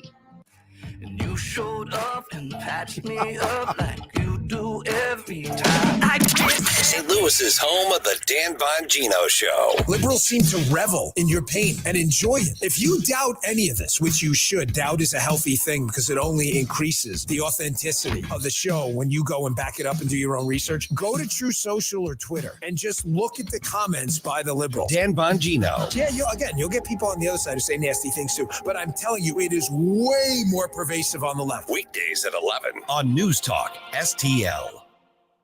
Hey, it's Vic. Are you worried about rising taxes? Well, you're not alone. With government spending outpacing revenue, many Americans fear a tax hike is on the horizon. But here's the good news. You have options. Chris Cooper of Serenity Wealth Management specializes in tax-efficient strategies for income planning, legacy, and growth. Chris knows your money will go to one of 3 places: the government, healthcare, or your family and charities. Shouldn't your loved ones come first? Don't let Uncle Sam be your biggest beneficiary. Take control of your financial future today. Visit SerenityNowTax.com for your free copy of Chris's book, The New Holistic Retirement. Serenity Wealth Management, because you deserve peace of mind in retirement. Request your free book today at SerenityNowTax.com. That's SerenityNowTax.com to get your free copy of The New Holistic Retirement. That's SerenityNowTax.com. Serenity Now! With Chris Cooper. Investment advice offered through Fortis Capital Advisors. Tim Jones here with Eric from Newsteaders. Eric, believe it or not, the holidays are right around the corner. What are y'all doing over at the jewelry store? Wow. Well, first I want to say don't let fine and fine jewelry confuse you. We have pieces starting at $100 that will keep your loved one happy for a lifetime and look like you spent thousands. And don't forget, Christmas is only a few months away. Get started early. We also have a wish list to ensure your loved one gets exactly what they want, and we're also bringing back a layaway program to make your life easier. Newstetter's Fine Jewelry is truly where honesty and integrity meet. We're all about quality at a fair price. Our goal is to guarantee that the gift you give will be loved for a lifetime. Come in and meet our professional staff that will put your needs above all else. There's never any pressure here, just an attentive family that listens and educates you to ensure you're completely happy and the gift you give is perfect. Experience that fantastic Newstetter's difference today at wowdiamonds.com. Newstetter's Fine Jewelers, wowdiamonds.com. Man, what a great party you're throwing here. This wasp nest is great. Yeah, man, we got about 70 wasps in here. Too bad we can't fit any more wasps in here. It looks like they're having fun outside, stinging all the kids. Oh, man, who just pulled up? Oh, no, it's the pest control company again with those green wheels. They seem to kill every one of my parties. This is Derek, the owner of All Solutions Pest Control. Give us a call today at 636-486-7888. Learn more about our special $67 offer. You can visit us online at allsolutionspestcontrol.com. If a pest-free home is your goal, call All Solutions Pest Control. KLGY HD3 Clayton, K270BW Belfast, KNBS Bowling Green. This is News Talk STL. At Over the last few hours, a briefing from the Pentagon didn't go into too much detail other than to say that the US was made aware of Israel's plans beforehand and that there was no US involvement in the operation. BBC correspondent Peter Bowles. Israel stressing it's delivering precise strikes against military targets inside Iran, and notes that this retaliation comes after months of Iran-backed attacks against Israel. Former President Trump says for the Navy to keep up with China, the U.S. will have to immediately begin to rebuild its shipbuilding capacity. We have the problem. We don't build ships anymore. You know, in World War I, we would build a ship. In World War II, we would build a ship a day. Think of that. A ship a day. Mr. Trump interviewed this week on the Salem Radio Network's Hugh Hewitt Show. Kamala Harris held a pro-abortion campaign rally in Houston, Texas last night, while Donald Trump rallied supporters in Traverse City, Michigan. The vice president blamed the appointment of 3 conservative high court justices whose majority overturned Roe v. Wade, allowing numerous states to enact pro-life laws, which she denounces. 1 in 3 American women lives in a state with a Trump abortion ban. Meanwhile, Mr. Trump gave supporters a word of advice about the vice president's accusations. We have to bury the hatred and the lies and the avalanche, and we have to do it in an avalanche of votes. And every time you see a smear, every time you hear them attack, take the motivation to go out and vote. His own remarks focused on the social costs of illegal immigration and a weak economy hampered by inflation and a restrictive energy policy. That's George Williams. More from townhall.com. If your approach to everyday aches and pains is to mask them, you know, feel better for a few hours only to have the pain return and then repeat the cycle all over again, it's time to try Relief Factor. And the good news is Relief Factor makes that easy. Their 3-week quick start is just $19.95, less than $1 a day. Instead of masking pain, Relief Factor helps eliminate it. How? Well, its unique formula of ingredients helps support your body's response to inflammation. Relief Factor was developed by doctors. It's 100% drug-free. And for so many people, the results are game-changing, even life-changing. So give it a try. Right now, their 3-week quick start is just $19.95. Go to relieffactor.com or call 1-800-4RELIEF. That's 1-800-4RELIEF. See how in a few weeks or even days, Relief Factor can reduce your pain. When you feel better, life is just better. So don't mask pain. Fight it naturally with Relief Factor. In Italy, police have arrested one of that country's most wanted drug traffickers. It was back in 2020 that Luigi Belvedere went on the run. The 34-year-old was then sentenced in his absence to more than 18 years in jail. That apparently did not deter him. Police say he continued to... Nate Lucas here for the Village Bar in the heart of Des Peres. Since 1948, the Village Bar has been the go-to destination for delicious food, cold drinks, and unbeatable atmosphere. Savor their famous wings, burgers, and onion rings, or grab a drink from their fully stocked bar. Catch all the big games and enjoy the company of their friendly staff. Plus, don't miss the 1879 Distillery, a one-of-a-kind experience right next door. The Village Bar offers the best value in town. Find the Village Bar on Facebook and come experience where history meets great times. You'll be glad you did.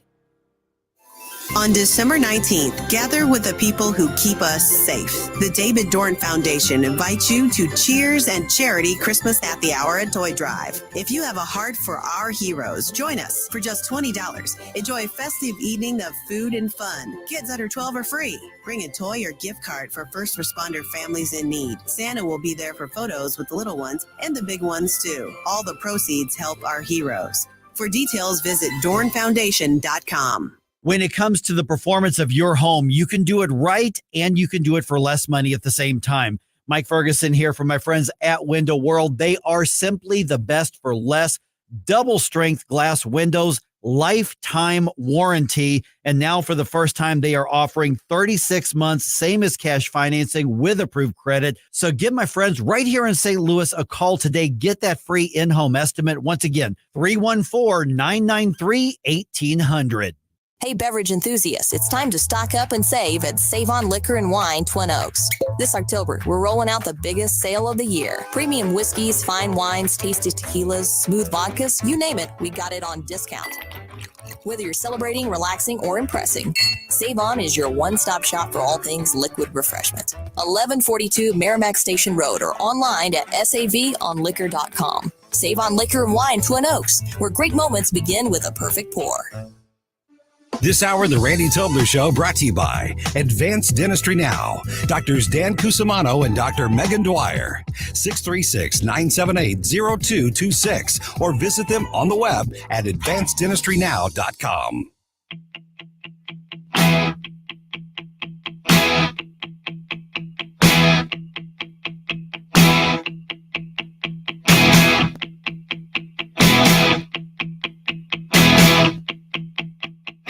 Ba-da-ba-ba-ba. I'm loving it, and they're loving me. I'm honored to have been elected McDonald's Employee of the Year. What a tremendous honor. And the fake news is saying the only reason I won is because of Russia, Russia, Russia. What a bunch of horrible people. Such a disgrace.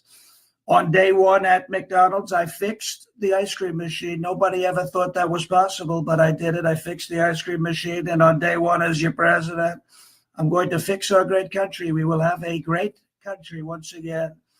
I just found out that Well, there's Sean Farish, and of course, he's the guy that does one of the best Trump impersonations and keeps us laughing.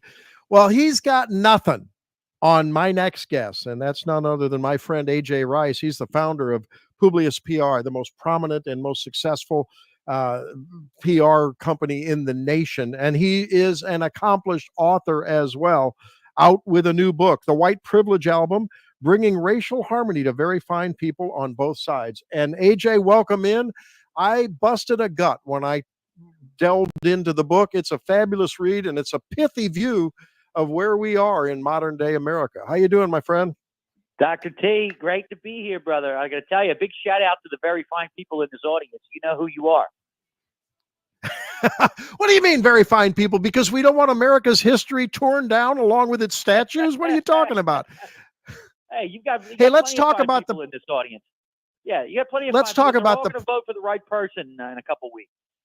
So let's talk about the premise of the book. I mean, I want to apologize to the Beatles for that White Privilege album, but not to Yoko, just to the Beatles.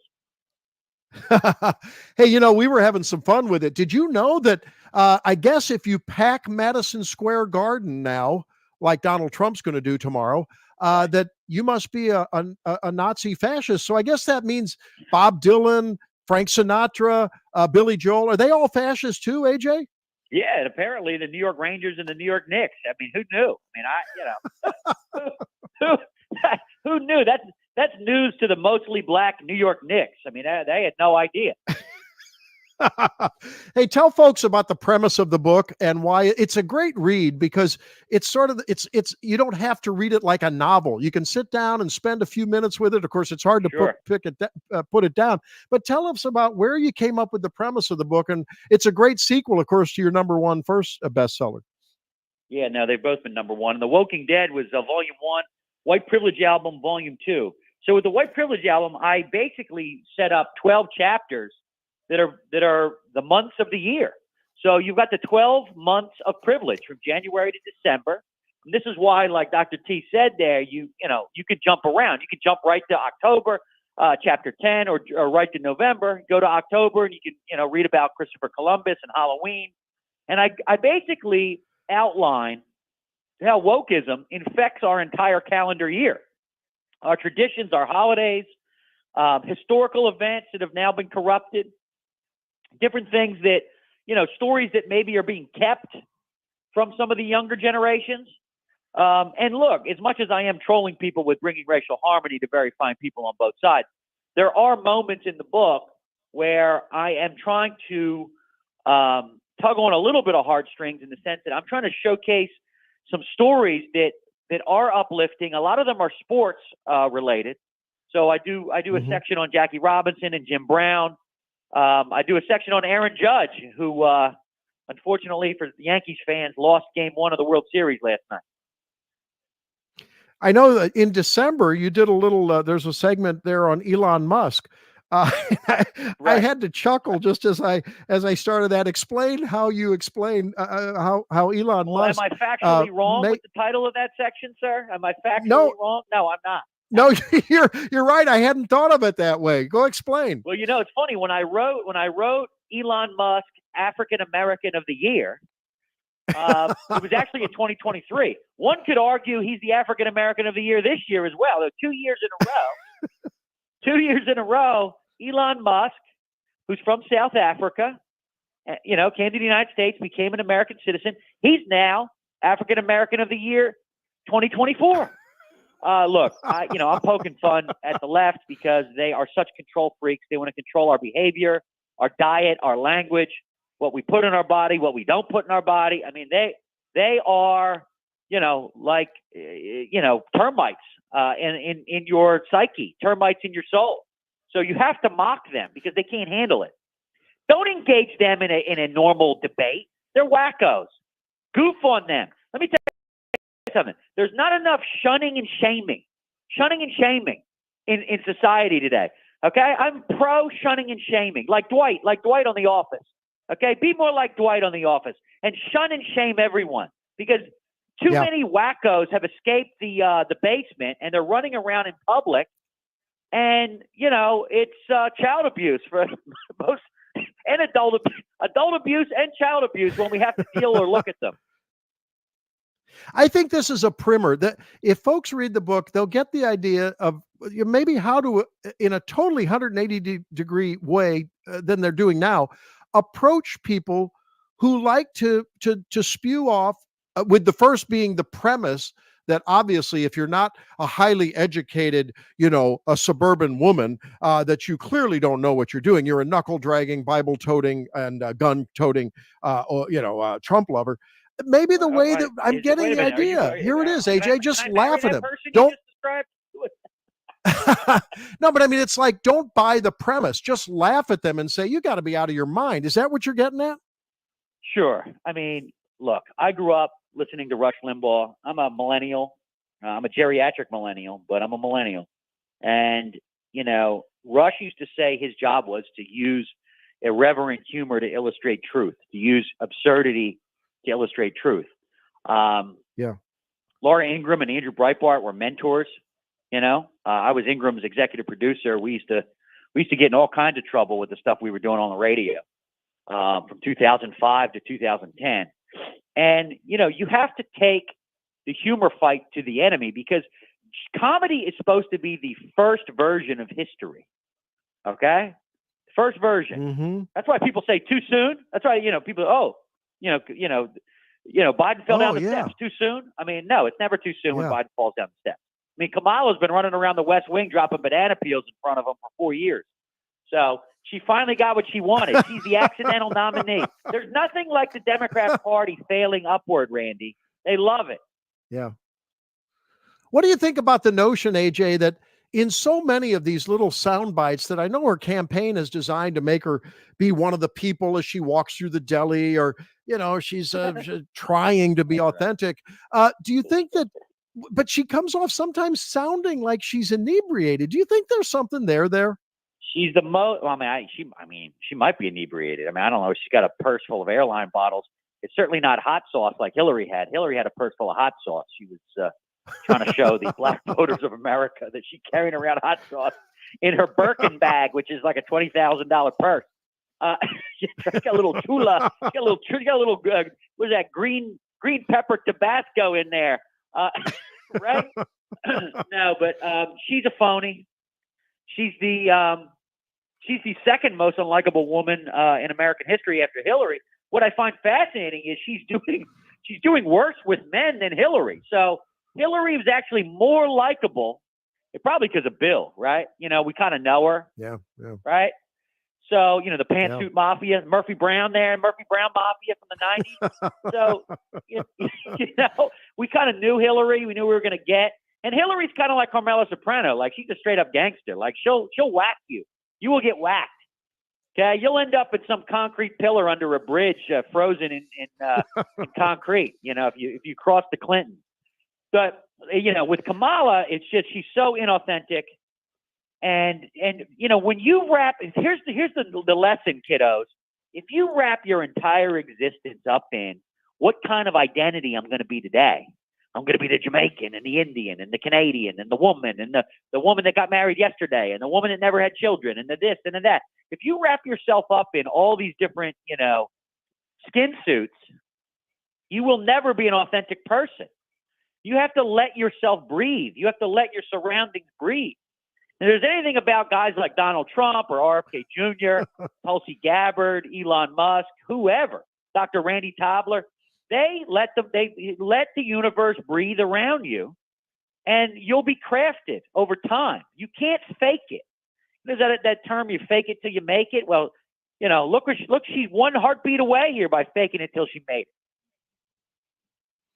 It's frightening, brother. Hey, I got to ask you though, we're talking with AJ Rice. He's the author of first The Woking Dead, a #1 bestseller, and now just out, the White Privilege album, bringing racial harmony to very fine people, channeling Donald Trump in Charlottesville on both sides. Did you consult with the Prime Minister of Canada, you know, Mr. Trudeau, before you wrote this segment, the October segment, Can I Still Be a Black Guy for Halloween? Did you consult with him?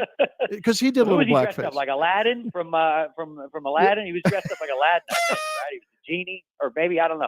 He was dressed up as Will Smith as the genie. I don't know. Look, I'm a child of the 80s, as the audience can deduce from this voice. I am from Northeast Philadelphia. And, you know, in the 80s, I wanted to be 3 black people for Halloween. I wanted to be Dr. J, I wanted to be Charles Barkley, and I wanted to be Darth Vader. So, you know, but apparently I can't be these, you know, and Darth Vader was interesting because he was kind of he changed his race, right? So Darth Vader wore a black suit and he had a black guy for a voice. Then the mask came off and there was some dorky white guy underneath. You know, what happened? But at least he owned his fatherhood, a problem in the black community. Let's be honest about that one. That is true. But he was an absent father up until Empire Strikes Back. So, That's right. That's right. He probably owed Luke and Leia some back child support payments. You know. Oh my God, this is hilarious. So this is a little sample, folks, of the crazy parody that defines this book, and it's wonderful. I mean, it's crazy in all the best ways. To a serious note, AJ, how important, just out late last night, is Donald Trump's 2 hour and 55 minutes with Joe Rogan?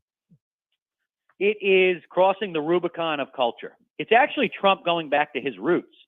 Because I got to tell you, you know, I mean, my first case of Trump, I mean, I'm from Philly, so he was in Atlantic City a lot, was going on the Howard Stern show.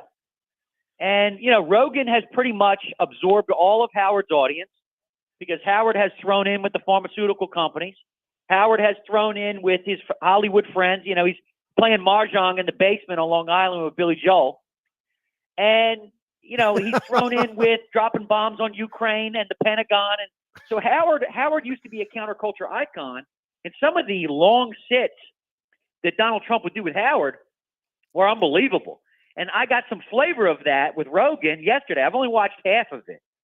But this is an epic cultural moment because these two men and a few others, Elon, RFK Jr., they are these sort of, you know, hottest stars right now in our culture, without a doubt.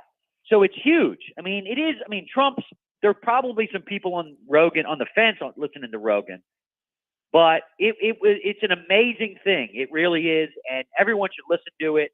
You know, Trump, the fact that he sat there for 3 hours, and Kamala can't even sit with Brett Baer for 20 minutes. Apparently she declined her invitation.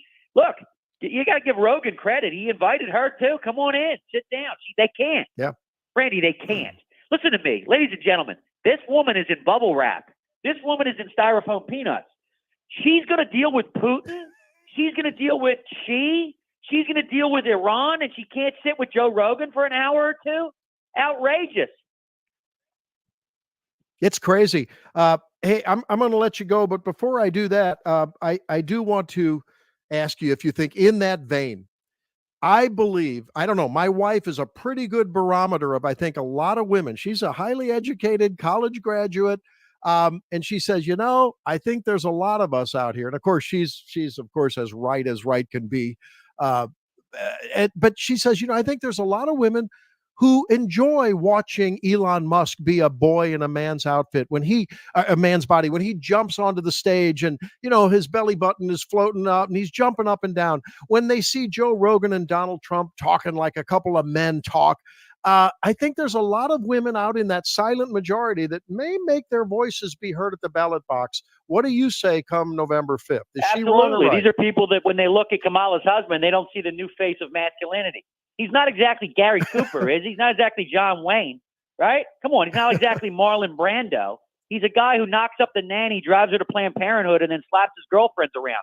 And yet, the Washington Post called him the new face of masculinity, right? No. And we all know when it comes to your wife, Randy, you're the new and the old face of masculinity. Okay? Come on. Hey, and how about Tim Walz? All I can think of is when I see Tim Walz dancing onto the stage with his arms flailing. Either he has a movement disorder or he's trying to imitate Jerry Lewis as the nutty professor or the, you know what I mean, the crazy kid. Or, you know what I mean? No. Yeah. Or Richard Simmons. I mean, he's got his pinky in the air all the time. I don't know. Yeah, right. I've never trusted a man with the pinky in the air all the time. Right? No. I'm an anti-pinky in the air guy.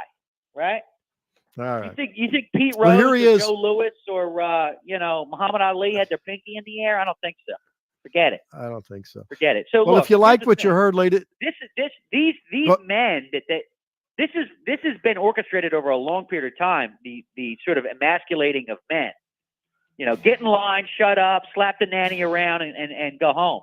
But you know, this is a country of cowboys and patriots. That's what this is. This is a country of, you know, bayou people and lumberjacks in Maine. Okay, we're not the pinky in the air type.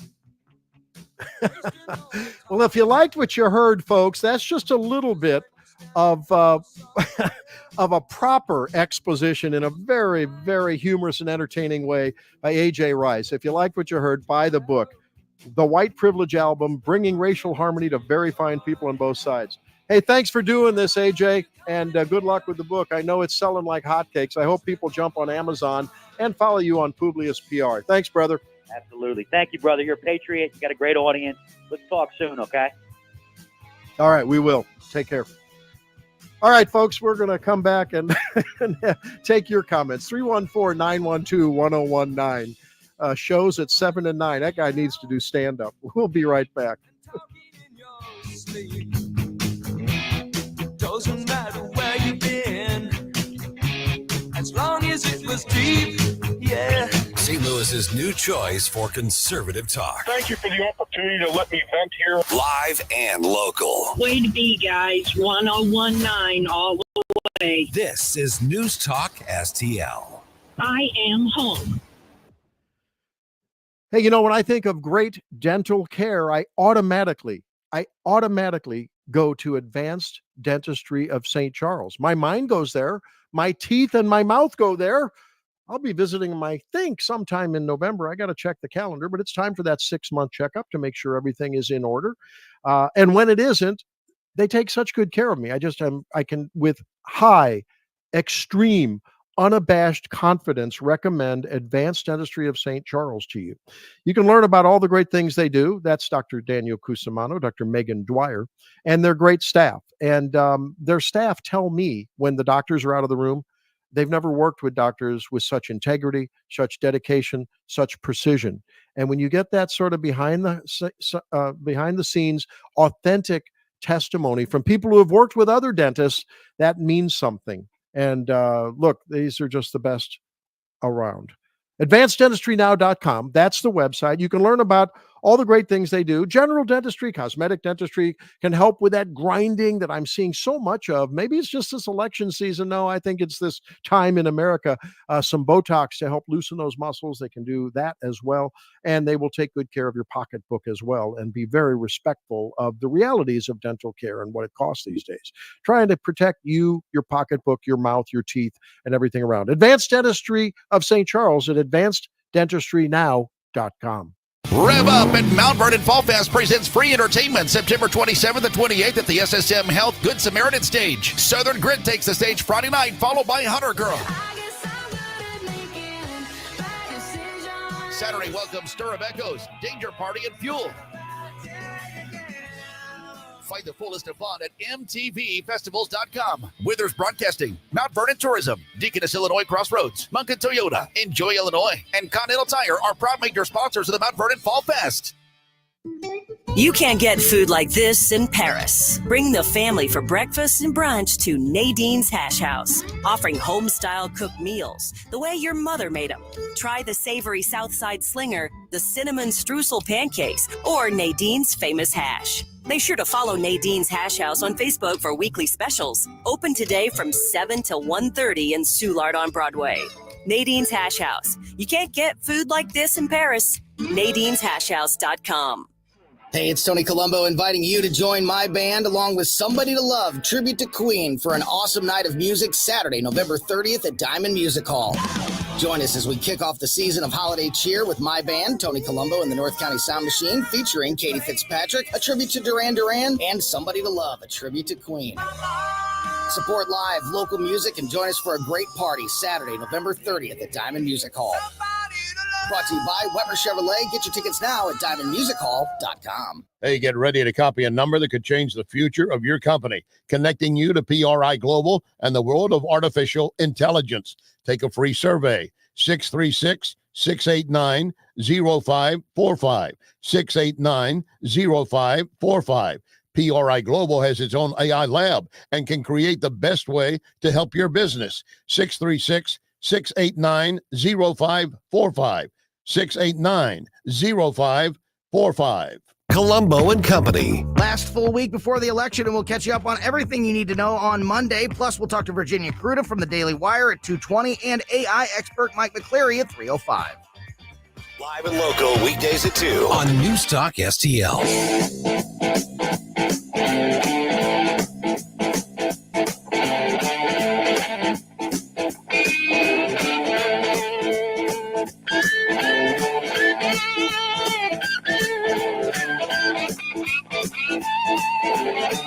We are back in the saddle. I had to go out and regroup after that little bit of stand-up from AJ. Boy, he was on fire, wasn't he, Jerome? Wow. Yeah, the only person I can think of that can match that kind of energy is Daniel Define for sure, and Todd Showalter. Those two are brilliant as well. I think we got Showalter, we got Define, and I tell you, there's so much great entertainment here on News Talk STL. And you know, whether you're listening to some of our more staid analysis, whether you're listening to Porcelli and his antics, Define, Showalter, everyone likes to have a lot of fun. As we really, I think as conservatives, we realize that, while we think this is a pivotal election, while it may even amount to an existential threat to America if we become a one-party nation of progressives. I mean, there are real realities there. I think at the same time, we realize we have a short time on this planet to lose your mind. And absolutely, I'm talking lose your mind. Why don't you get clip 11 up? Because I'm going to prove what I'm talking about. Some people on the left are absolutely, their minds are being eaten by this parasitic virus called Trump derangement syndrome. This is a little bit of an interchange between a woman who must have walked by a home with a Trump Vance sign out in front of it. And she comes up to the door cam, and you see the door cam along with the audio of this clearly, this is you know them when you see them, right? They've got sort of the no makeup look, the gray hair, that all disheveled. No, you know what it's like. They're going to go down to the tea room. They're going to listen to James Taylor and read some book by I don't know, maybe Bernie Sanders or something. The type. Here's how she accosts the homeowner who has a Trump sign out in front of him. Listen. We can't answer the door right now, but if you'd like to leave a message, you can do it now. Shameful. Are you the one that walks by here and always screaming at people? No, I haven't walked by recently. Okay, because a lot of people walk by and scream. Yeah, I'm not surprised. You are voting for the devil. Don't you know that? No. Why are you voting for him? Because I believe he is the moral candidate. Oh my God. You for that one. That's moral? Exactly right. That's how your side acts. Oh my God. That's he's the most immoral person around. In your opinion, that's okay. Yeah, I'm sorry. Have a nice day. Wow. I mean, you can't make this stuff up. This woman's she's taking a walk. She sees that the homeowner is a Trump Vance supporter. She takes the time to climb up the stairs of the porch and accost this person verbally. And ring the doorbell to even make sure that they're home so she can do it. Like, and looking at her, she's got those psycho eyes. She's like staring with this like wide open blank with the lights are on, but nobody's home kind of look on her face. That's terrifying. And she's able to vote. Like, there needs to be mental health screening or something. I know. And what pulled the trigger for her was when the Trump supporter says, yeah, I think he's the moral choice. Are you kidding? And then the F-bomb drops and then it drops again. Jeez. I think that at the end of the day, we realize that, look, that woman, I mean, she's older. Someone should take her aside and say, you have limited time on this planet. You especially, you may have 20 years, 15, 20, 30 years, but enjoy your life. Don't destroy your life by just absolutely going insane. Those kind of reactions generate stress hormones that are not good for you. You need to chill. You need to take a little bit of an AJ Rice approach and just laugh at it, right? I mean, you can still make your point with humor and laugh at it as a spectator. Yeah, don't give yourself a heart attack over something like this. But so going into that too, because we had a caller earlier that she couldn't stay on the line, but she just wanted to hear your thoughts on this. So we all know that people like Democrats and Harris supporters, they know they're voting against Trump, but what do you think that they're actually voting for? Like what is it that they think that they're voting for? I think that's a very good question. I think they think they're voting for freedom. If they're voting for anything, if they're a woman, they think they're voting for freedom embodied in this pro-choice thing, pro-abortion thing. They think that they're voting against tyranny when objectively everything that Donald Trump has done, don't talk about what he said. If you're voting for Harris and you think you're voting for anything but tyranny, Trump was the guy that wanted to remove regulations. Trump was the guy that wanted to avoid dependence on the Middle East or on Russia for oil. Trump was the guy that elevated the economic boats, as the country's sea was elevated economically, of the most economically disadvantaged.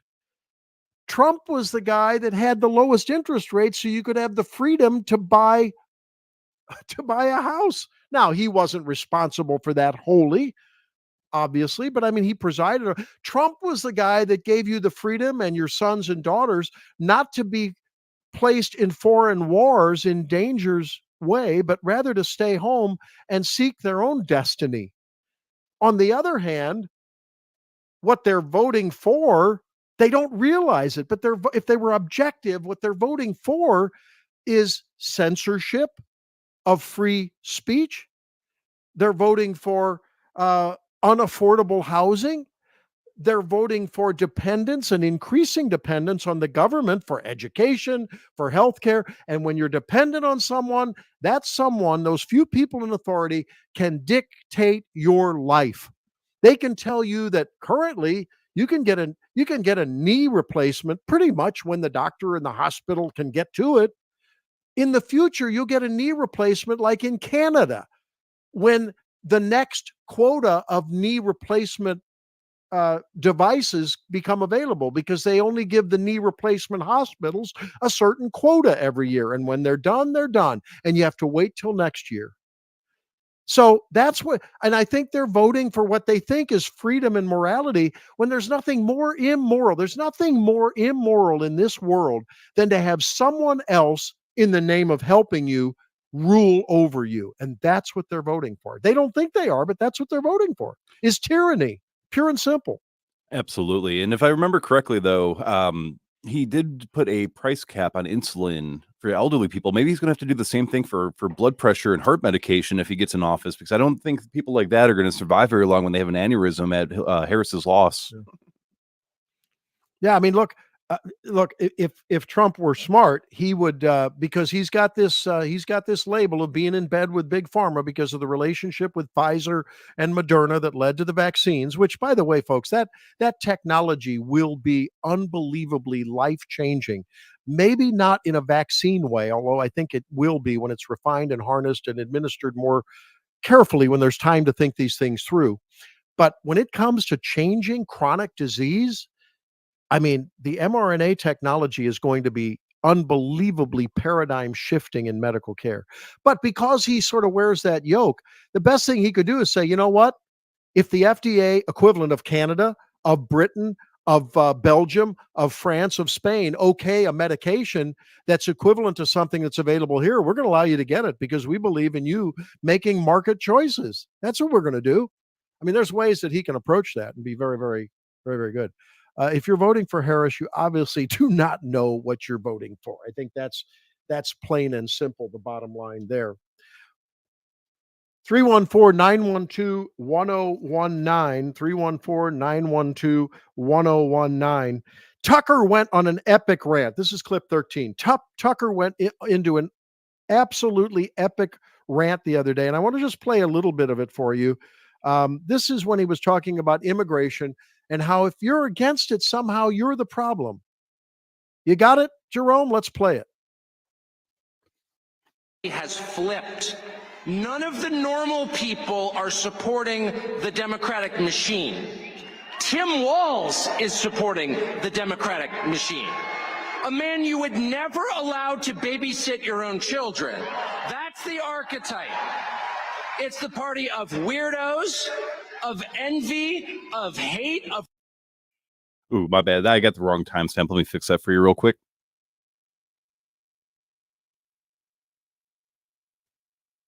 Well, do we have it? Yeah, I grabbed the wrong timestamp. That is my mistake. I'm fixing it now. Oh, that's okay. Yeah, okay. Well, we'll play it for you because I thought it was really super. I mean, it really gave a glimpse into, I think, where most Americans' hearts and minds are, and that is, by golly, this is our country. You want to come into our country? You want to join our family? If we're eating turkey and stuffing, you're not going to have, you're not going to bring in a vegetarian tofu turkey because it's our family. Now, you can choose to join some other family if you want, but you're going to speak our. Oh, I got to tell you that story. You got that clip? Okay, let's play it. And the way that they've treated this country over the past 4 years is the most shocking thing I've ever seen in 55 years. To allow millions of people, mostly young men with no skills and no English, into our country illegally, and then fly them around at our expense and give them phones and put them on welfare programs that no American citizen can get. It is the most insulting. Yeah, boo. But it's worse than boo. That's the biggest crime in the history of the United States of America. It's immoral. Absolutely. It's immoral to tell Americans who are paying the bill, who are not able to access health care at their local hospital, who are not able to inhabit their apartments without being accosted by death gangs from south of the border, who are being displaced out of hotels in New York City, their kids being displaced in schools, out of schools in New York City. It's immoral to tell them that somehow they have a problem with their morality because they want the borders shut. And I'm sorry, I think Americans have had enough. And Americans are going to let the Democrats, they're going to let the media, they're going to let the bureaucracy. And I think anyone who's sympathetic with that nonsense, that notion, that irrational belief that you can have open borders and maintain a country, and rubbing our face in it by saying somehow we're the problem, we're racist. This has nothing to do with racism. These people are coming from Asia. They're coming from the Eastern Bloc that used to be the Soviet Union. They're coming from everywhere. And it doesn't matter their color. It doesn't matter their ethnicity. They are illegal. They're draining our resources. The report the other day came out and said America has spent over $150 billion of taxpayer money to support these people. Not to mention the displacement from the goods and services, police protection, healthcare, social services that Americans have already paid for. It's a travesty. Yeah, and just to real quick before we go to break, add on to that, even economic reports are showing that the wages of citizens with less than 12 years of education, in terms of upper education, is actually lower because of what's being called the surge population, which includes both legal and illegal immigrants. I don't think it should be anybody that has a rational train of thought could say, well, I'm willing to have my wages lowered while corporations make a bunch of profits off this. And then to want people that they didn't do anything for their own home country. They didn't improve their own home country. Right. They didn't come up with some revolutionary new idea that they're bringing here to help us improve our lives. They're coming here and they're taking from us what we have gone, and I'm not trying to deny the history of the United States, but we have gone through a lot of different eras of our history to get to where we are, and to have a bunch of people that don't contribute to their own place come here and we're supposed to just say, well, here, have what we've built. I don't see how that makes sense to anybody that actually cares about America and loves our Constitution and wants to be an amazing nation. Right. Well said. America's message to the first and second wave of European immigrants was a little modification of come and take advantage of what we built. It's come contribute to a growing, prosperous, free, and responsible American culture, and you can become a part of it and earn your way into it. That's entirely different than come on in and enjoy the bounty of what we've built. And if you happen to contribute, great. If not, that's okay too. But the first thing we're going to do is give to you before you've shown any commitment to earning it. It's not going to fly. Americans know the game is up. And I think, well, when we come back, I think that, Tim Jones mentioned how this Democrat Party, especially this progressive left takeover of it, is dying. Well, there was a performer that tried to buoy Harris's campaign the other day. His performance may be a metaphor of what's happening to the Democrat Party. We'll play that when we come back and wrap it up on the Randy Tobler Show here on News Talk STL 101.9, 94.1. You got to keep it tuned here, gang.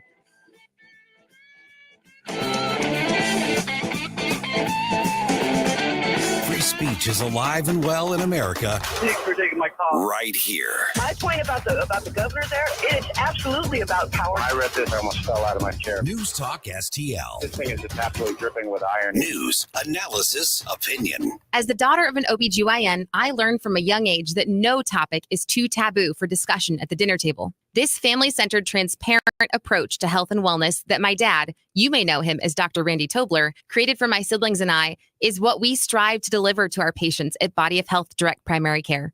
I'm Sammy Tobler-Gregory with Body of Health, where relationships matter. Come learn about healthcare the way it ought to be and schedule your free discovery call today at bodyofhealth.com. That's bodyofhealth.com. Barbecue enthusiast, are you tired of getting smoked by the big box stores? Fire up your grilling game at Smoke Ring Barbecue Supply on Juggerman Road. Family owned and operated, Smoke Ring is your one-stop shop for anything and everything barbecue. From Blues Hog, Heath Riles, Meat Church, Rectex, Smokin' Brothers, and Drum Smokers, you name it, they got it. Premium pellets and Missouri Love Charco to mouth-watering sauces and rubs. Stop in today or visit SmokeGreenBBQSupply.com and tell them Newstalk STL sent you. Smoke Green Barbecue Supply, where local flavor meets grilling passion.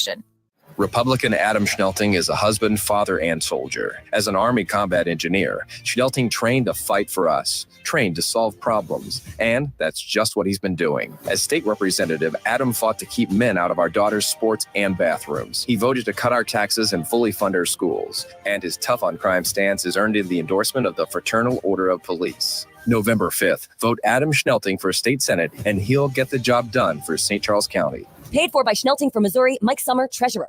For over half a century, Joe Bacardi's has been serving up a little taste of Italy right here in St. Louis. Family owned since 1971, we're more than just a restaurant. We're a local landmark. With 4 convenient locations, we offer something for everyone, from our famous pizzas to mouth-watering entrees and delicious salads. Dine in with a glass of wine or grab a quick carryout. Whether it's dinner for 2 or catering for a crowd, Joe Bacardi's has you covered. Visit joebacardis.com and join our loyalty program. Joe Bacardi's, where every meal ends with buon appetito. Hello, fans of the paranormal. I'm Frankie, host of the newest show on News Talk STL on a Garage. And we'll be discussing everything paranormal, from ghosts, demons, hauntings, and aliens to skinwalker, Bigfoot, fairies, and the Chupacabra.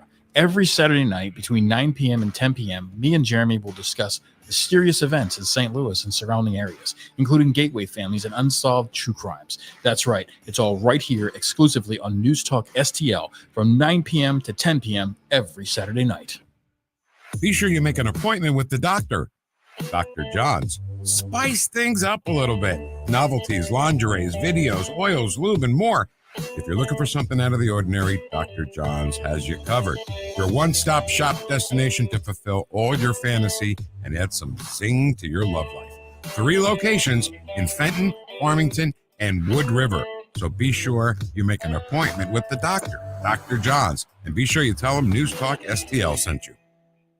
This hour, The Randy Tobler Show, brought to you by Advanced Dentistry Now. Doctors Dan Cusimano and Dr. Megan Dwyer. 636-978-0226. Or visit them on the web at advanceddentistrynow.com. Everyone saying Russia, Russia, Russia. Fake news, no wonder no one trusts ya. The United Nations filled with suckers. The only journalist I trust is Tucker. Everyone saying Russia, Russia, Russia. Fake news, no wonder no one trusts ya. The United Nations filled with suckers. The only journalist I trust is Tucker. Randy Tobler, Truth Warrior, Woke Destroyer on News Talk STL. Watch us on our live stream using Rumble, Facebook, and Twitter. This is News Talk STL.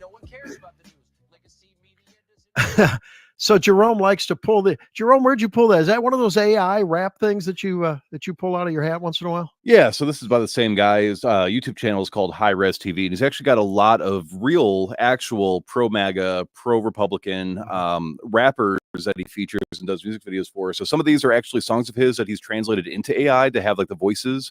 But this one I think is completely, it's called Donald Trump, Tucker Carlson, and Joe Biden Putin rap song. And I find them hilarious because it sounds exactly like what Tucker Carlson and Donald Trump would actually be talking about.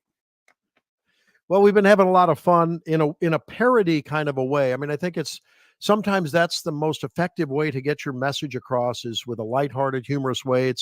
It's a different approach, but with the same strategy that Ronald Reagan was so effective at, right? I mean, he would just stab his opponent, and with humor. When he talked about not making fun of, not taking advantage of his opponent's youth, when he was back in one of the debates. So there will be serious stuff happening on November 5th. I think that's something called an election. And News Talk STL will be your source for info regarding that day. I'm not sure we're going to have every result, but I think whether it's Amendment 3, the abortion issue, whether it's the Prop A, the minimum wage issue, we hadn't talked about that a whole lot today, whether it's, Amendment which is at 7, that only citizens can vote. Very, very important. Only citizens voting, no ranked choice voting. Those are crucial issues for Missourians. I think they'll have some results that way. But Tony Colombo, Vic Porcelli will be in the studio that night, and they'll have live reports on all the important local, state, and national races from contributions from the entire News Talk STL team. And of course, as the results roll in, they will be reporting on that. So up till then, that evening, and after that, of course, we are your source for all things election, the one-stop shop for America Decides 2024. That's News Talk STL. Election night coverage is brought to you by Harry J's Steakhouse in Moscow Mills and DG Firearms in Bowling Green. Don't forget that our sponsors are what make live and local radio possible, and it doesn't cost you a darn thing. Last time I checked, Jerome, no subscription needed to listen to News Talk STL. Nope. And we do have a fantastic app that I recently downloaded just to test out. Yeah. And so you can hear us, you can hear the shows when they're live. You can also, there's different tabs for different, sports news, for local news, entertainment news. And if you cannot stay with us or you missed the first parts of the show, I found out we're actually on Apple Podcast. I guess it's automatically uploads there too, but we're also on Spotify. So there are plenty of free ways without the ads to listen to us if you can't stay for the entire show. So we haven't talked about it much because it appears to have been a very precise attack that started last evening. Of course, last evening was early morning in the Middle East. And this was the largest attack by Israel on Iran in history, a direct attack. And they say in defense and in retaliation for one of the largest missile attacks back in early October by Iran directly on Israel, in response to Israel's taking out of Nasrallah, the head of Hezbollah, and exploding the military leader in his hotel room in Tehran earlier. So the Israeli news outlets were reporting in a direct attack on Iran, 140 Air Force planes to the skies to assault with missiles, to assault military facilities that contain missile exports, drones, and ballistic missile transmitters, as well as Iran's air defense systems. Now, what I find curious about this, and I haven't seen reporting on it, I would love to know, and I imagine there will be reporting in the future, maybe not until the historians get a hold of it. How do the Israeli fighters cross over Iraq into Iran without being themselves taken down with, other fighters, with intervention? I didn't hear anything about that. So you wonder if the other neighbors in the area sort of just turned a blind eye to Israel taking out what is the hegemonic demons of the Middle East, and that is Iran. Yeah, Israel's now fighting how many fronts, Jerome? What they've got: Lebanon, Gaza, Iran, Syria. How many fronts is Israel fighting? And I think many of those, like Jordan, maybe Iraq, are saying, "Hey, Israel, you want to do some of our bidding? We'll go for it." Yeah, and then you also have to realize Iran is allied with Russia, who's also allied with other nations in that area as well. I think the only silver lining that I can see is that most Iranians are not a fan. I think it's something like 80% disapprove of the current administration. So it might be something where other nations are sharing that sentiment, and they're just like, well, as long as we get left alone, we'll let Israel go through and take over, or not take over, but overthrow that regime, and then we can potentially try to do some sort of peace talks again or something. Yeah.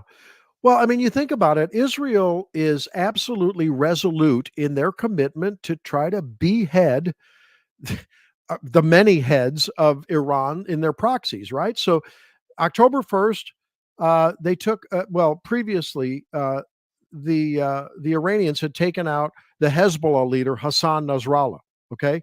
Subsequently, they have taken out leaders who replaced them and the leader who replaced them, right? They've done that successfully and successively. They then took out this Ismail Haniyeh in Tehran, who was the Hamas political chief in July. Remember that embarrassing explosion of a bomb in his hotel room in Tehran. Then they eliminated, just a week or so ago, Yahya Sinwar, who was the Hamas military leader. So, I think Israel's sending a clear message, as you mentioned, Jerome, that we're going to take out the radical leaders of Iran's proxies who do Iran's bidding throughout the Middle East, and particularly in Israel. And they're opening the gates to another opportunity for a populist uprising in Iran to take out the Iran theocratic leadership there. Now, where did that first opportunity happen and where was it lost? Barack, altogether now, Hussein Obama. Barack Hussein Obama. We have talked with Waleed Faris, our Middle East expert and a scholar in these matters. By the way, a Lebanese native. And he has made it clear that that was a lost opportunity, that green revolution, the populist revolution back in, I think, 09 and 10. Maybe Israel will open the door to another revolution and absolutely gut the Iranian leadership and maybe bring in a new era in Iran. We will see. Well, that's going to wrap it up for this edition of the Tobler Show. Thank you for being with us. Great to be back with you this week. We'll be with you next week, and producer Jerome and I will have another fabulous show for you.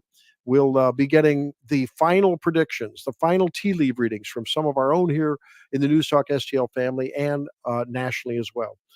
Stay tuned for On the Money with Eric Robert and Bob Stockdale. We'll see you next week. God bless. In the beauty of the lilies, Christ was born across the sea with a glory in his bosom that transfigures you and me, as he died to make men holy. Let us live